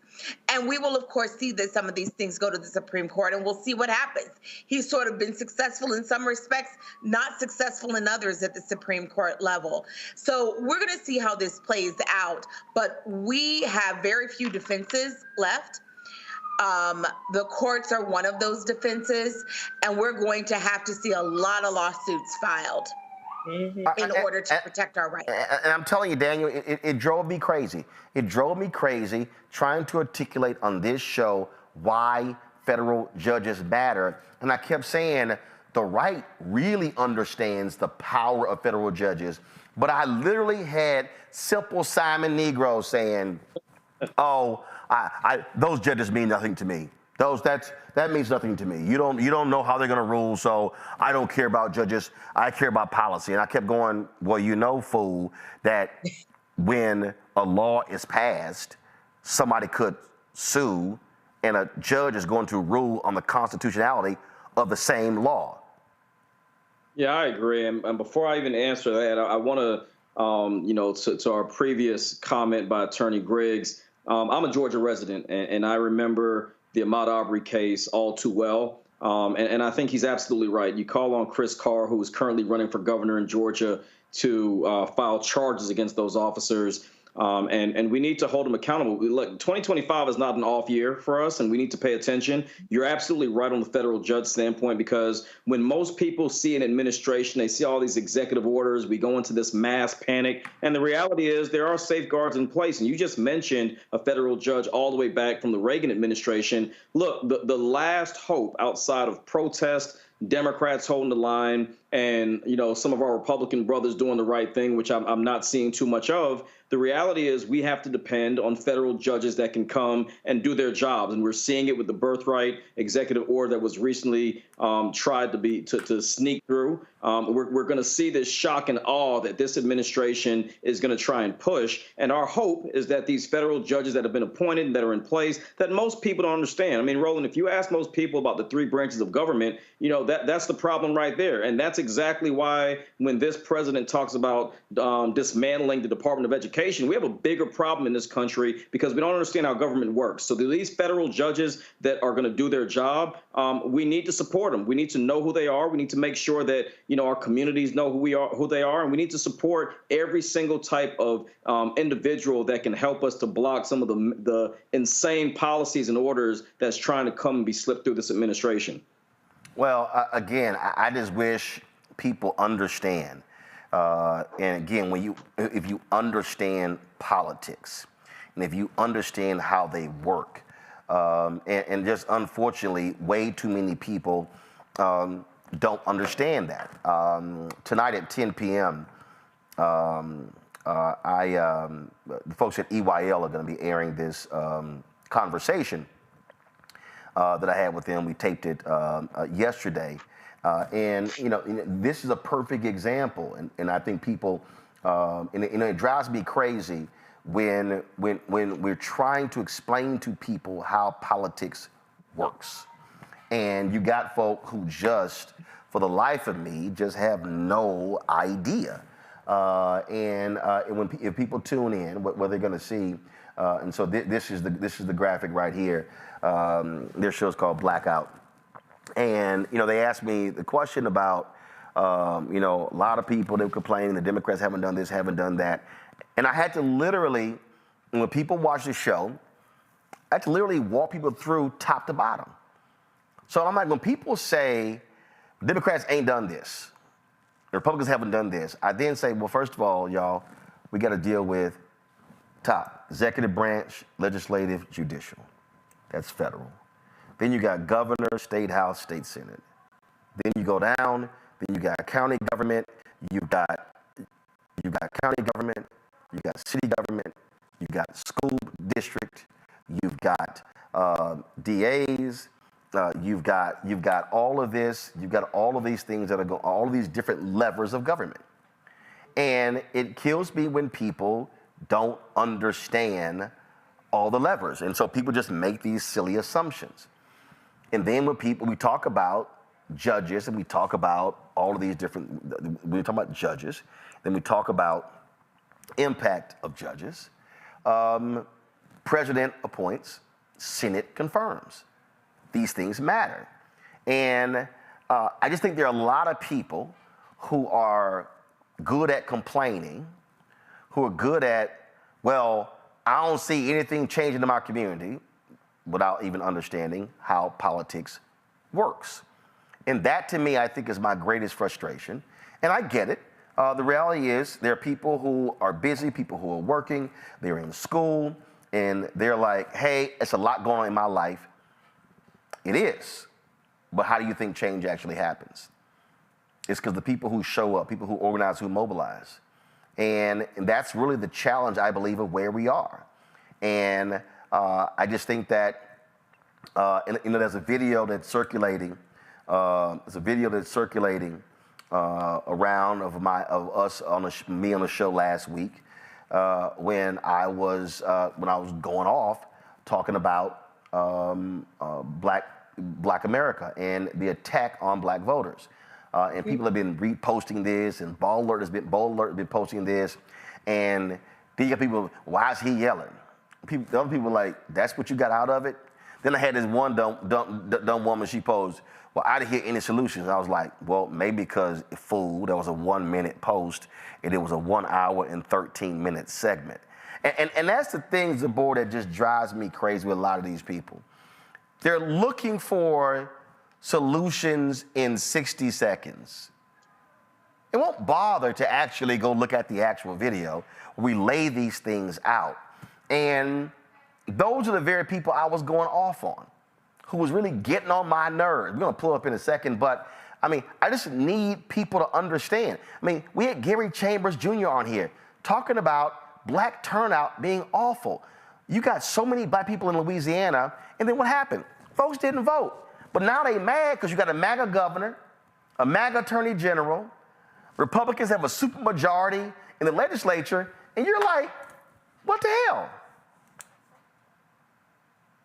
Zamora, go ahead. I think that people, first of all, we have to understand what our education system is like. So people are not getting the knowledge in a way that's digestible to them, right? And now Trump is trying to take away the Department of Education. So the education system is only going to get worse. But also, people are lazy. We're from a microwave generation as a young person, you know what I mean? And so we have to make sure that they are aware of platforms like your platform, where you can get what's going on and understand it from a view that is digestible. And so, yeah, you got to keep yelling, because that's what they understand. That's what we understand sometimes. And sometimes having individuals that are a little bit older and a little bit wiser saying it in a way that is like, hey, you need to wake up. You need to vote. You need to see how these things are affecting you.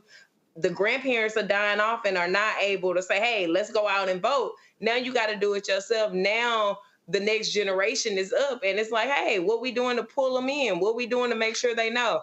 I had to challenge myself. I'm like, let me do something to just make sure that the people that I influence, the people that follow me on social media, are able to say, okay, this is what's going on. This is how these DEI items or executive orders are impacting me. So I think that's important. And I think shows like this really give that voice to get to those communities. I mean, the thing for me, Daniel, I'm not playing nice with people. I have no interest in playing nice. And we just have to confront the reality of what's going on. There are a lot of people out here who complain on social media, they complain in different forms, and they say, well, Dems ain't doing this, Dems ain't doing that. Got it. Guess what? They're primaries. They're primaries, where you get to pick which candidate you want. But you don't show up for the primary, but then you mad who's the general candidate, but you didn't show up for the primary.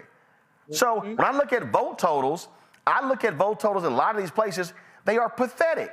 And I keep saying on this show, if black folks actually voted our numbers, we could be winning numerous elections on the state level, statewide races. Same thing there in Georgia. When you look at the numbers of the people who sit on a couch and stay home, well, then they want to complain, well, I don't see nothing changing our community. And so this is my challenge to anybody out there. If you're in a barbershop, a beauty shop, if you at church, if you anywhere, and somebody starts whining and complaining, this is what you need to do. You need to grab your phone and you need to go, what's your name? Let me go to the voter website and let me see if your ass voted. And then you got these old Simple Simon asses. I had a dumbass actually post, so send me an email or something. I ain't voting until nothing changed. And I was like, That's gonna change. You do know that right now, you got all these folks who were hollering Genocide Joe and Genocide Kamala, who now are mad because Trump says, oh, we gonna gut Gaza. So what? Y'all thought he was going to be better than her? Hold on, Joe. I'm like, y'all thought he was going to be better? Again, this is what we mean by election have consequences. This is what we mean when I say there are no perfect candidates. But what I will say, if you sat your ass on the couch and checked out, and I know everybody, see, I'm about to go there because people are trying to get me to stop cussing. I'm just going to go ahead and say, shut the hell up. But I really want to say something else. But Daniel, my philosophy is very simple. If you don't vote, shut the hell up. Yeah, and here's the thing. We have to understand. And I'll start off with the party. We got to build a bench, and we have to make sure we place an emphasis on down ballot candidates. We have done a horrendous job, from dog catcher to school board to county commissioner. Those are the positions we got to start at, because these decisions are being made and they're impacting our community. And we've got to target young people where they are and at an earlier age. But to your point, Roland, you're absolutely right. I've got folks from every community, from the Muslim community that was upset at what the Democrats did or didn't do in their opinion. We all saw the atrocities and the challenges that were happening between Palestine and Israel. We saw that. We said that. And to your point, there are no perfect candidates, but the challenge is individuals feel that their protest vote and not going to the polls or staying at home makes them less complicit. And then those are the very individuals. I saw, unfortunately, the other day, a Venezuelan woman in Florida who made mention that they'd been duped by the local Republican Party. I don't understand what "you've been duped" means when he clearly said what he was going to do. And while I respect the person going to vote, especially if you go to vote and you can be accountable for making the wrong vote. I respect that more than the person that stays at home. But when it was very clear of what this administration said they would do to a T, we're not just talking about Project 2025. We're saying to a T, these individuals said exactly what they were going to do, and you had individuals that laughed about it, that were complaining, and some of those individuals that are in rural areas that need access to their health care, their medicine, their prescription, their food stamps. These are individuals that are now scrambling. They're mad. They're posting on Facebook and social media. No voter registration. Now, granted, do we have to engage people? Of course, but we got to stop pointing fingers at elected officials and individuals and high and public figures when the responsibility for us to be accountable to our children, our houses, our families, our neighbors. We got to stop all this mess when we're trying to point fingers and not taking accountability by going to the polls and vote. In Georgia, really quickly, Kamala Harris lost Georgia by 116,000 votes. We have over 750,000 registered inactive voters in the state of Georgia, and over 2/3 of those voters are of African-American descent. Black and brown voters that are not going to the polls for whatever reason, we could have won the state of Georgia 5 times over if those individuals came to vote. And so that's a problem. Joy. I mean, everything you all are saying is correct. We've been saying it. I do think we're going to have to find a way to educate people through social media. I think I don't know if you've seen what the immigrants groups have been doing. They've been giving really short snippets explaining to people, what to do when ICE comes to your house. They just made it very simple. I think we're going to have to do more of that on all of the pressure points in our society. So, how courts work. Because schools aren't doing it in the way that we need them to do, or at least they're not retaining it. And their interest in dismantling the educational system is to dumb us down. I think that also, if you are a leader, Roland, last week when you were talking about how our leaders are sort of failing us in this moment because they're not out showing their work, talking about what they're doing on a daily basis. As frustrating as people were at Governor Cuomo during the pandemic, he provided a counterbalance to Trump. He came out and he educated people every day on what he was doing, what was working, and he got questions, right? So we're going to have to find a way of doing those things on a regular basis for the average American citizen, making up for the fact that some of them either don't have time or just genuinely don't know. I also think we're in the middle of a cult situation. We have some people in our country who are almost attracted to this cult figure and Donald Trump. And so that's a different story. But the people who I think will be turned off by him, who feel like what he's doing is overreach, we have an opportunity to lead them as well as the undermajority, that's what I call us, right, who didn't win this time. When we combine the two, we can have a winning majority. So I'd like to see us be more aggressive about our educating the public on the moment we're in right now. So that's what I'd like to see. And frankly, it's a culture battle that we're in the midst of that we need to engage in. Yeah, but look. all we can do is all we can do when it comes to informing, educating, and all of that. But I'm telling you right now, I'm just not going to play games with this. I'm not interested in dancing around this with folks. I'm not interested in playing in these games. I'm just not interested in any of this. I'm just, because some folk got to be checked. Some people got to be called out, and it's just a lot of our folk who don't want to be checked on it. And I'm like, yo, I'm just letting you know, I'm gonna do that because I just don't have the patience to listen to people continue to complain, and then when you are trying to educate, trying to get them to understand what is at stake, then folks are like, oh, well, I'm sorry, I ain't realized that. And that's why, in the video that I posted, I talked about, and I said, I'm tired of the MJ LeBron GOAT conversations. Mm-hmm. I don't give a shit about Kendrick and Drake. I don't. We expend significant energy on bullshit. Mm-hmm.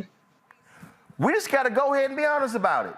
We spend a lot of time, energy, and on bullshit that's meaningless. And I'm like, somebody got to say it. I think we got to go back to the old school way of really touching people. Like, we're using social media sites that are owned by people that don't have our best interests at heart. So, right, and then when we push a black-owned app like Fanbase, I got Negroes. Well, it's clunky. It don't work as good as Twitter. And I'm like, oh, but Twitter and Facebook had more than $1 billion invested in development of the app. Fanbase is at 10 million. It ain't gonna operate the same. And again, what we do is the moment. I'll be perfectly honest, and it's hard as hell for me to say this here, but I actually had a brother he had a production company in Hollywood. He said this, and I hate to have to say this, but sometimes it's actually better for somebody black never to say it's black owned. Mm-hmm. Because the standard, we literally, too many of us literally love white ice. And we think it's way colder than black.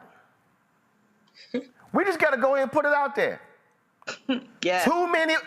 I had a brother, a prominent entertainer, text me. See, he sent me a DM. This was like this during the show. Sent me a DM. I just see he responded. Because again, that clip, and I'm trying to get Keenan to find which video that was in so I can actually play the extended version. Because people are commenting on the 1 minute, but they need to see the extended version. This prominent entertainer said, we need to motivate. This assault on black is crazy. We need to take this moment to gather and create and support our own businesses. My response to him was 100%. I said, but it also means reprogramming our minds. It means reprogramming black minds. We have to reprogram black people. And I have said this on so many occasions, but my God, I need black people to have to come to the realization. That's right.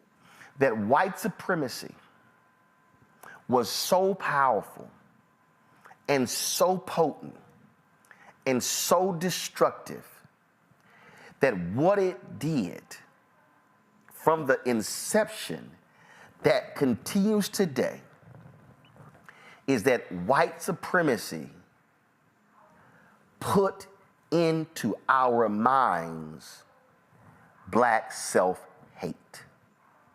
Mm-hmm. And black self-hate is promoted and promulgated when we say, well, you know it's a black shop. Well, you know it's a black-owned company.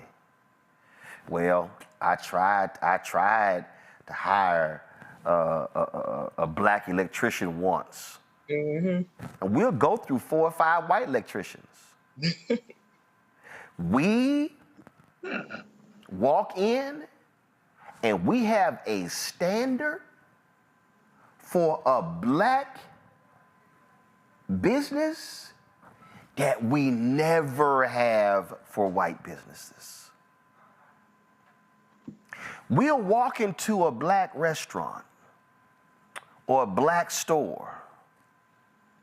Can I get a hookup? We ain't never asked Walmart and Target for a hookup. Mm-mm. We ain't never said to the manager at Target, yo, can I get 3 of these for 20?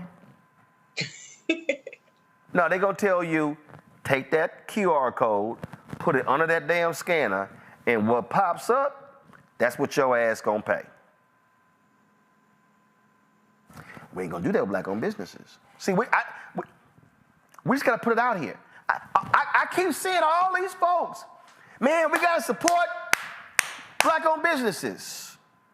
Okay, who do you patronize right now?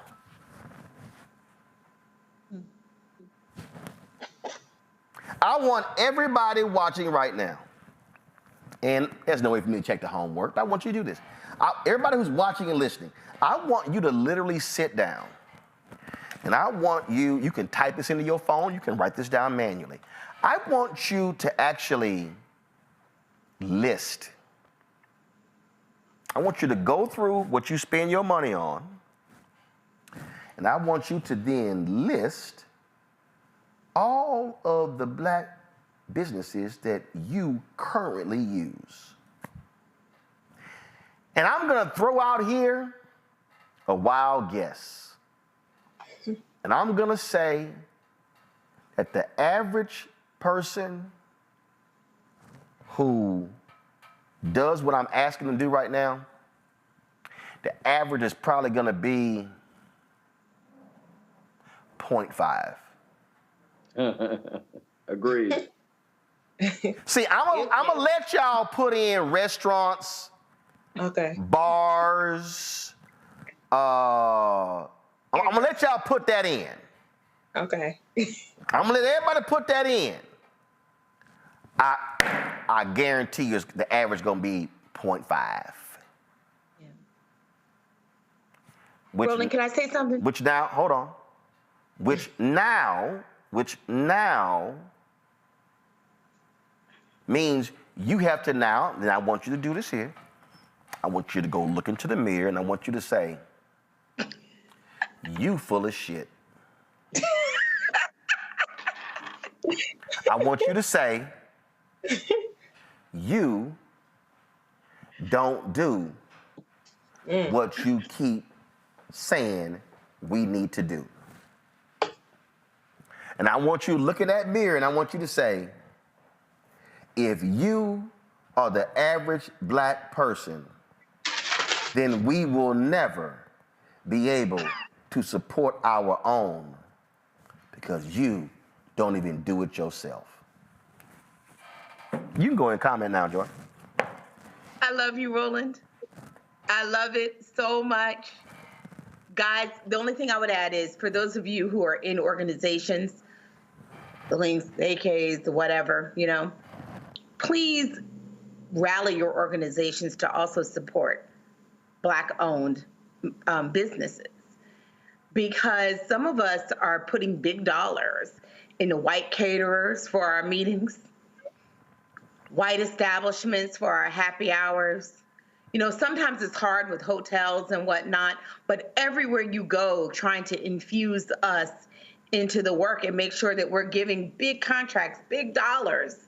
And I've had to check myself on that. So, I'm putting the I always have my mirror on here. I'm putting it up to my own face and saying that I don't always do it myself. And I think we have to write it down and tell each other, please use us.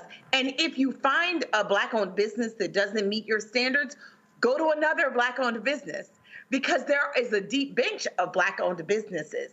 That's something we do too. We'll go through 4 or 5 white people. And if it doesn't work out, we'll just go to another one. But when it's us, we have one bad experience, and it's not just that person that turns us off. It's, all other Black vendors, which is ridiculous. And you can also go to a vendor and say, this is what would help me improve for next time so that you can keep my business. Because everything Roland's saying is correct. Hey, Roland, and to add to that really quickly, I live 35 minutes north of downtown Atlanta area. I drove in the other day. I just wanted some seafood. And Killer Mike and T.I. opened up a seafood restaurant here in Atlanta. I drove the 35 minutes to make sure I spent my money with these two brothers who are not just doing music, but are entrepreneurs. And I think it's important. It's going to take a little bit more gas in your car to drive a little bit further. Sometimes it's going to take the sacrifice to go online and order from the brothers over at Actively Black. You might have to wait a couple of weeks, but we got to start making some tough decisions with our pocketbooks. And one area we don't talk about enough are nonprofit organizations or shows like yours that need the support every day. And nonprofits who are depending on federal grants. We talked all about these federal executive orders cutting things. A lot of these Black-owned and Black and brown organizations that are fighting climate justice, they're fighting for environmental justice, fighting to keep healthcare in rural areas. They're losing their. Oh, I think Daniel froze. Daniel froze. Zabor, I'm gonna go to you, then we'll come back to Daniel. Well, I just joined fan base. So, I mean, you impacted one person. I know it was Black owned. So it's like we got to get our community to know these things that are Black owned. I've been thinking all week, like, how do we organize? How do we get together if everything we do and the convenience that we've accepted from these white companies are what we're using? How do we get away from those? So first thing is knowing that they Black owned, knowing that there are social media platforms and tech platforms that we do got to be real with ourselves when we're just full of it and we know we full of it, but we not saying it and we look like we doing something, but we really ain't doing nothing because we're not. Okay, I committed to not buying from Target, but what about every other area of your life where you're going to, now I'm going to Giant or wherever I'm going to get my items from, but I'm still buying the white items in those places. So even with what Pastor Brian is saying right now and going to that Target, they are having platforms that show you where Black-owned products are. So it just got me thinking, like, the more we have conversations like this, yeah, it may not look like we really are making headway, but we got to do something. We got to start somewhere. So this is a good place to start. It's to be aware, to make sure we are letting the other people that are like us, let them know to be aware and get everybody on the same page, or at least close to a similar page. Daniel, go ahead. Yeah, no, I was just saying, outside of driving in and seeing and supporting communities and doing the work is philanthropy. I mean, I ran a federal program and billions of dollars came out of our region 4 and the EPA to support HBCUs, to support underserved communities and organizations like Harambe House here in Georgia. And these organizations aren't going to get those federal grants. These organizations fight for food security in areas that have food deserts. They fight for our public health. They fight for economic justice, economic rights, and they fight for entrepreneurs. And we need to support them. We need to support platforms like yours, and we need to support these foundations that have traditionally benefited from federal grants. And with these executive orders, we're going to see a lot of frontline community organizations that are actually doing the work have to shut their doors because they can't meet payroll. Those are the organizations you're going to have to dig in your pocket and, find some money and some resources to make sure they can stay open. And we got to support the organizations. You mentioned the brothers from Earn Your Leisure. brothers over at Actively Black. These are organizations and individuals that we can support by buying their products, going to their seminars, doing whatever we can. But if we don't circulate the black dollar more than that 0.5 time that you estimated, which actually is accurate, our dollar doesn't even circulate in our communities one whole time versus the Jewish community where it circulates 13 times, the Hispanic community where it circulates 6 times. You know, these are issues we have to deal with. We can't blame anyone for not spending money in our communities and supporting our organizations. So I'm just going to give y'all just an example real quick before I go to break, and then we can close the show out. I was in Montgomery. I had to give a speech at Alabama State. This was October. So I flew in. I did my show. And I wanted to make sure that I supported black-owned restaurant. Now I could have stopped anywhere. I could have stopped anywhere to eat, but and this is the point I make. I was being intentional. Mm-hmm. So we pack up. We pack up with the show. One of the folks called ahead, and they called ahead. And by the time I got to the restaurant, the kitchen was closed. So I was like, damn. I said, okay. All right, so is there another place I can go to? So they mentioned this other place. So, and luckily it was not far. And I called ahead, and luckily they closed like in 3 hours. So I go to that place. And so I ate, and I meant to, and it was, y'all, I'm so busy, so I meant to post this. So I'm trying to understand why I cannot connect. So I'm trying to see what's going on here with I'm trying to connect to our, okay, why is it not connecting? Okay, I'm gonna try another device. So let's see if this connects. Nope, something's wrong. Okay, so I'm gonna do this here. Control room, I'm gonna send y'all this photo, and I want y'all to pull this up on your end. I was gonna, for some reason, our Roku device, so I can't screen share, so that's why I can't send it to you right now. So I'm gonna send y'all this, put this, y'all pull up Group Me, so y'all can grab this. So the place is called 48 Flavors. So y'all go ahead and grab it out of Group Me, and then y'all pull up on y'all end. So I'm not sure what's going on over here. So it's called 48 Flavors, and they had unbelievable chicken wings. And they had fried, they had baked, they had different, I mean, fantastic. So that's what I ate. And the thing there, and was, again, I was intentional. Right. When we travel with our crew, that's what we do. We seek out black-owned restaurants. We're being intentional. So if you're in Montgomery, guys, let me know when y'all have the photo. I want y'all to go there because, again, this is what happens when you have to be intentional in your actions. And this is the thing that is just so important, how we have to be intentional. And okay, so a lot of our folk, again, people are always just talking, oh no, I don't know. Man, I tried. No, are you intentional? And that's what drives me crazy. A lot of times we are not intentional with our actions. And that's how this changes.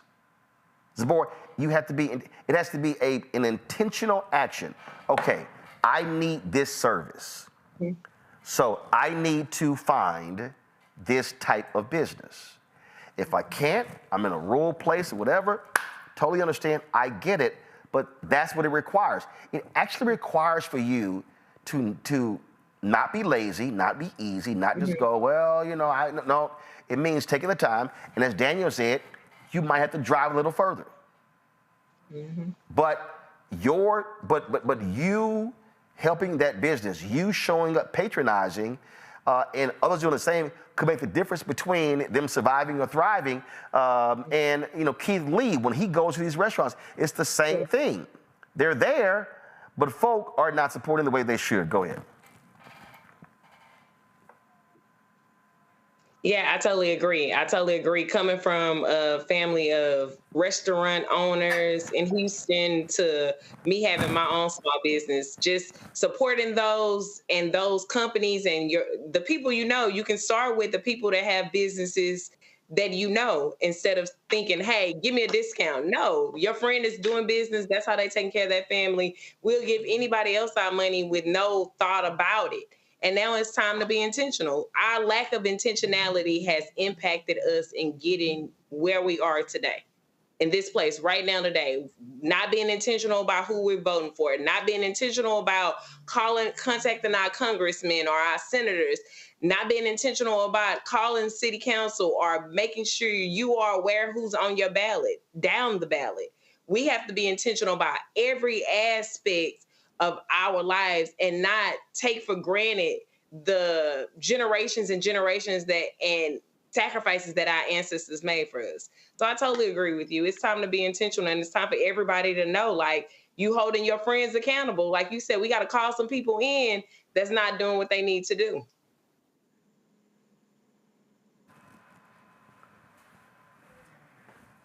Daniel, go ahead. Correct. I don't know if Daniel, go ahead. Oh. I agree. I think, look, we've said what needs to be said. Don't be a willing participant in your own oppression. I mean, we are constantly seeing time after time, we're about to see the Super Bowl in New Orleans. 20-year anniversary of Hurricane Katrina is this year.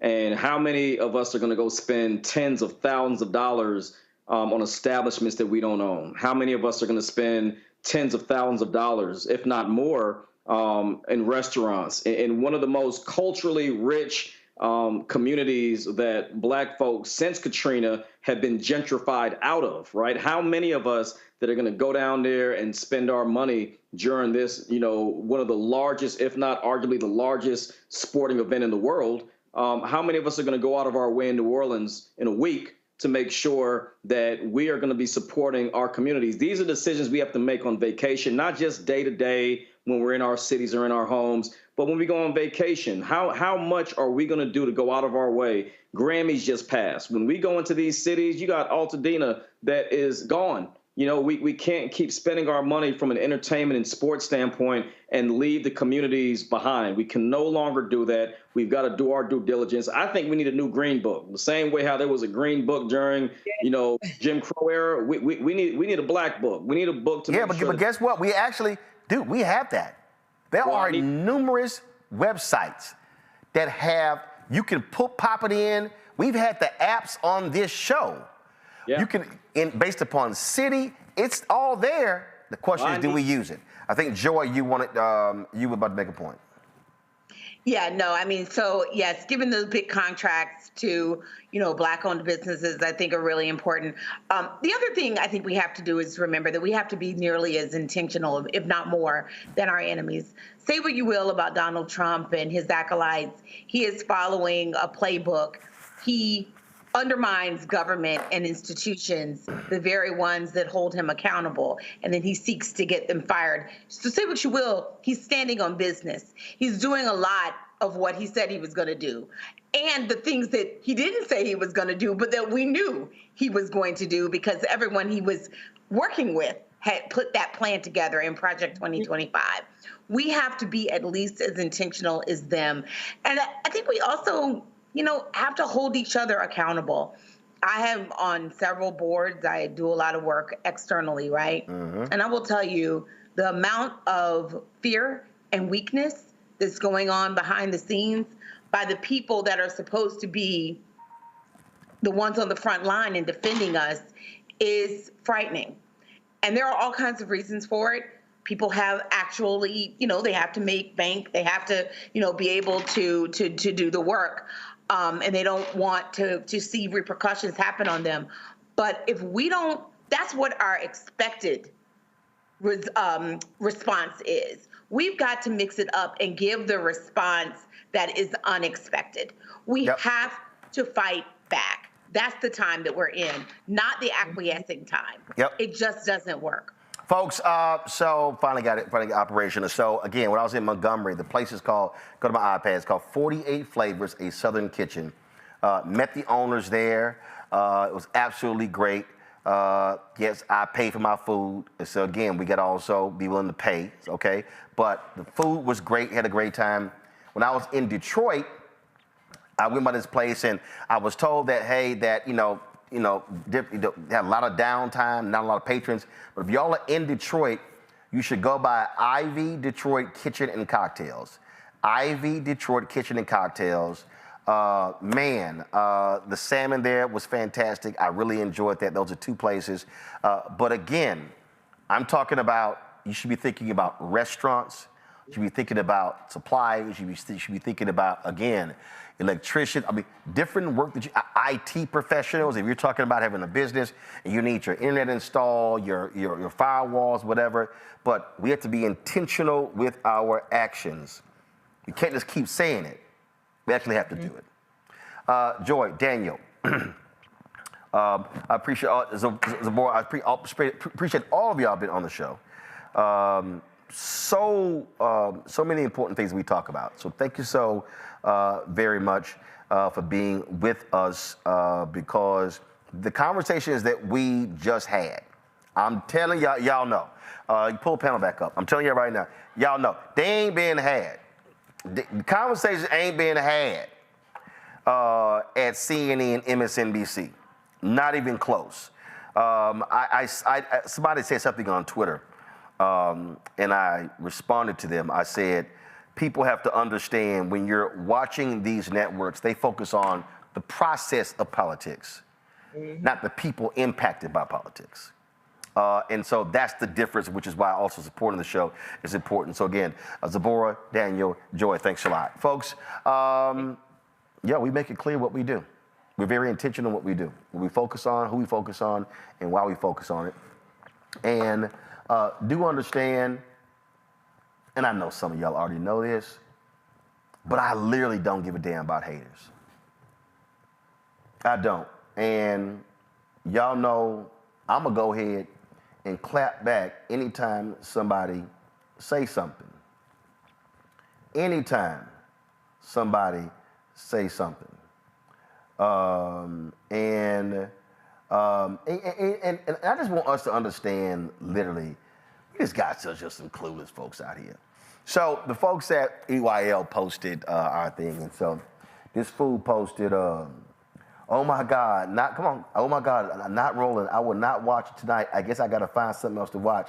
And y'all know me, I ain't got a problem clapping back. I said, that means you choose to be ignorant and uneducated. And then some other fool goes, don't include me in your state of black people because I work for a living and my family and I are doing great, thriving, vacationing all over the world and not sitting home complaining. Okay, Andre Roundtree, since I got a little time, here's why your comment is stupid. It's called the state of Black America. It didn't say it's the state of Black Americans who are not doing great, who can't vacation, and who don't have a job. See how stupid you sound? And also, when we see the state of Black America, that's called a collective, not use an individual. So yeah, then you had this other fool this week, he gonna spew that victimhood mindset.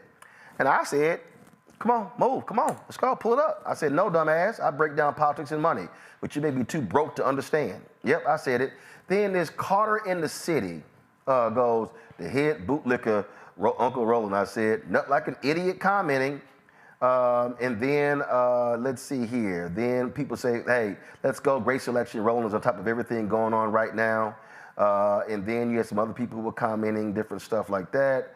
And then, the biggest clown on the plantation. I know he speaks from a lot of people's point of view, so I'm curious to see his song and dance he got playing right now. Who is that talking? Oh, somebody with just 2 posts, 10_5 Scott. Is that you? Yep, I showed your face, but you sound really dumb with your plantation talk. Then, of course, I had this fool right here. Boule Martin is probably the worst person to speak on the state of Black America. And I was like, that's interesting here. And look at him, oh, we run a real business in real life, but hope to grow this too. We'll take your comments as inspiration. Yeah, we stand by what we said. When I stand by what I said too, I say, you also claim to be a news and media website, but you produce zero news and have no website. All you do is post the content of others. And so I'll go ahead and show you SF Black Wealth. How do you have a news and media website, but it ain't on there? See, this is what I want y'all to understand. You got people who love to trash other folk, but they're not actually trying to do anything themselves. They're not trying to sit here and push people to be their best self. They're not trying to sit here and celebrate other black-owned businesses. All they do is complain. And yeah, you got bots and trolls, but do understand, as my man Chris Paul, comedian, say, he used to call me a Twitter sniper. I'm a smack you. Oh yeah. I'm gonna sit here and smack you. Keenan dropped a video in. Guys, see if y'all can grab the video he dropped in the folder. Yeah, and I'm gonna call him out. And see, for the people, if you don't like what I have to say, I don't care. Oh man, you on the plantation. No, I'm not. But any black person who uses plantation language, you're the one who is the slave. It's you. So people gonna do what they do. And I'm gonna tell you right now, we're gonna do what we do. And for all y'all who sitting here love running y'all mouths and we ain't this, we ain't that, all right, build your own. Let me know how it goes. So Baller Alert posted a video from our show. And it was actually a repost of somebody else who posted. And this video has been going all around Instagram, social media. I've had people texting me like crazy, and they have just been, going on. So this is the post right here. So Ball Alert, I appreciate y'all posting this. Roland Martin shares a message for Black Americans. You see it's gotten almost 50,000 hearts. You see the shared, everything like that. And so again, another brother posted this, the Lunch Club NC 2024. So they actually posted the video. So this is their video. and so they've gotten all people to do in the comments. So here's the actual, I want to run it again. This is in full what I said. This was just a 1 minute video, but I think you need to hear the context. Go. We do not understand that the executive orders that have been issued this week, the attacks on affirmative action in colleges and admissions, they are getting rid of programs, scholarship programs. They're getting rid of internship programs. They're getting rid of access. What this is about is the complete attack. And this is the goal of exactly what they did in 1877. This is no different than when the white racists in Mississippi convened the Constitutional Convention in 1890. And they said, we cannot let these niggas keep voting. Oh, I know, I'm sorry. Supreme Court Justice John Roberts, he doesn't use that language, but it's essentially what they did when they gutted Section 4 of the Voting Rights Act. The attacks on Section 2 of the Voting Rights Act.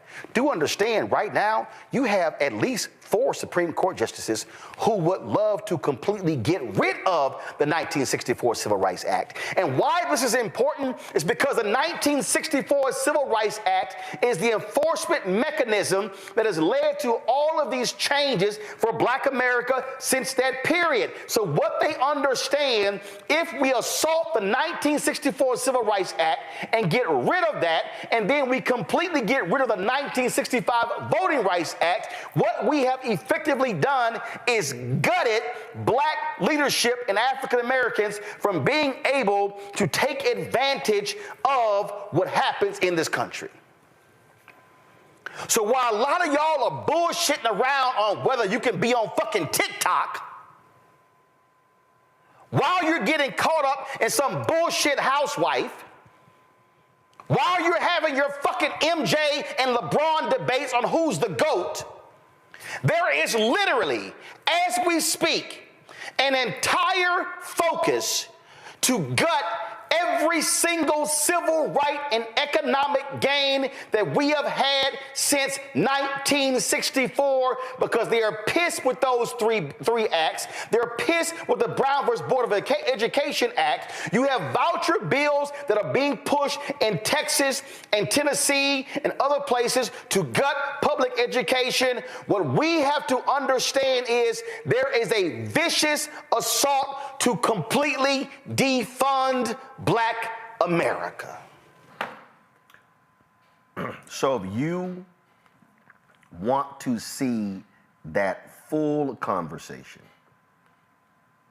what you need to do is go to my YouTube channel. Go to youtube.com/Roland Martin. Go to my iPad. And I want you to see those two videos on the left. The first one, Blacks Not Voting Helps GOP Defund Black America. That's an 11-minute and 8-second video. But I really need you to look at that 1 hour and 6-minute and 16-second video that's right below that says Exposed, MAGA's Economic Assault on Black America. I need you to really look at those two videos, and then I want you to look at that third video, that 22-minute and 40-second, MAGA wants to defund Black America. You look at those three videos and you understand. For the people who are out, I saw some people commenting, oh, he ain't offered no solutions. It's because you watched a 1-minute video. Watch the full video, understand. This is the work we do every single night. And let me tell you something right now. I will put this show up against any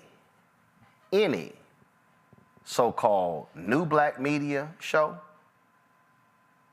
that's probably not a real show, any legacy media, because I know for a fact what we do here every night, nobody else in black-owned media is doing. This is why we do what we do. Support what we do. If you sent that clip around and you shared it and you reposted it, well then support economically so you can have more of that every single night. Not just my show, but the other 4 shows on the Black Star Network. Cash App, use the QR code from Stripe. Here it is right here. Go to theblackstarnetwork.com to see it as well. You can see your check and money order, P.O. Box 57196, Washington, D.C., 20037-0196. PayPal is R Martin Unfiltered. Venmo is RM Unfiltered. Zelle, Roland at RolandSMartin.com. Roland at RolandMartinUnfiltered.com. Download the Black Star Network app, Apple phone, Android phone, Apple TV, Android TV, Roku, Amazon Fire TV, Xbox One, Samsung Smart TV.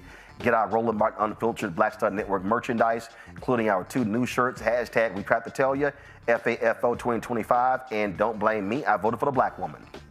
Go to rolandmartin.creator-spring.com or go to theblackstarnetwork.com.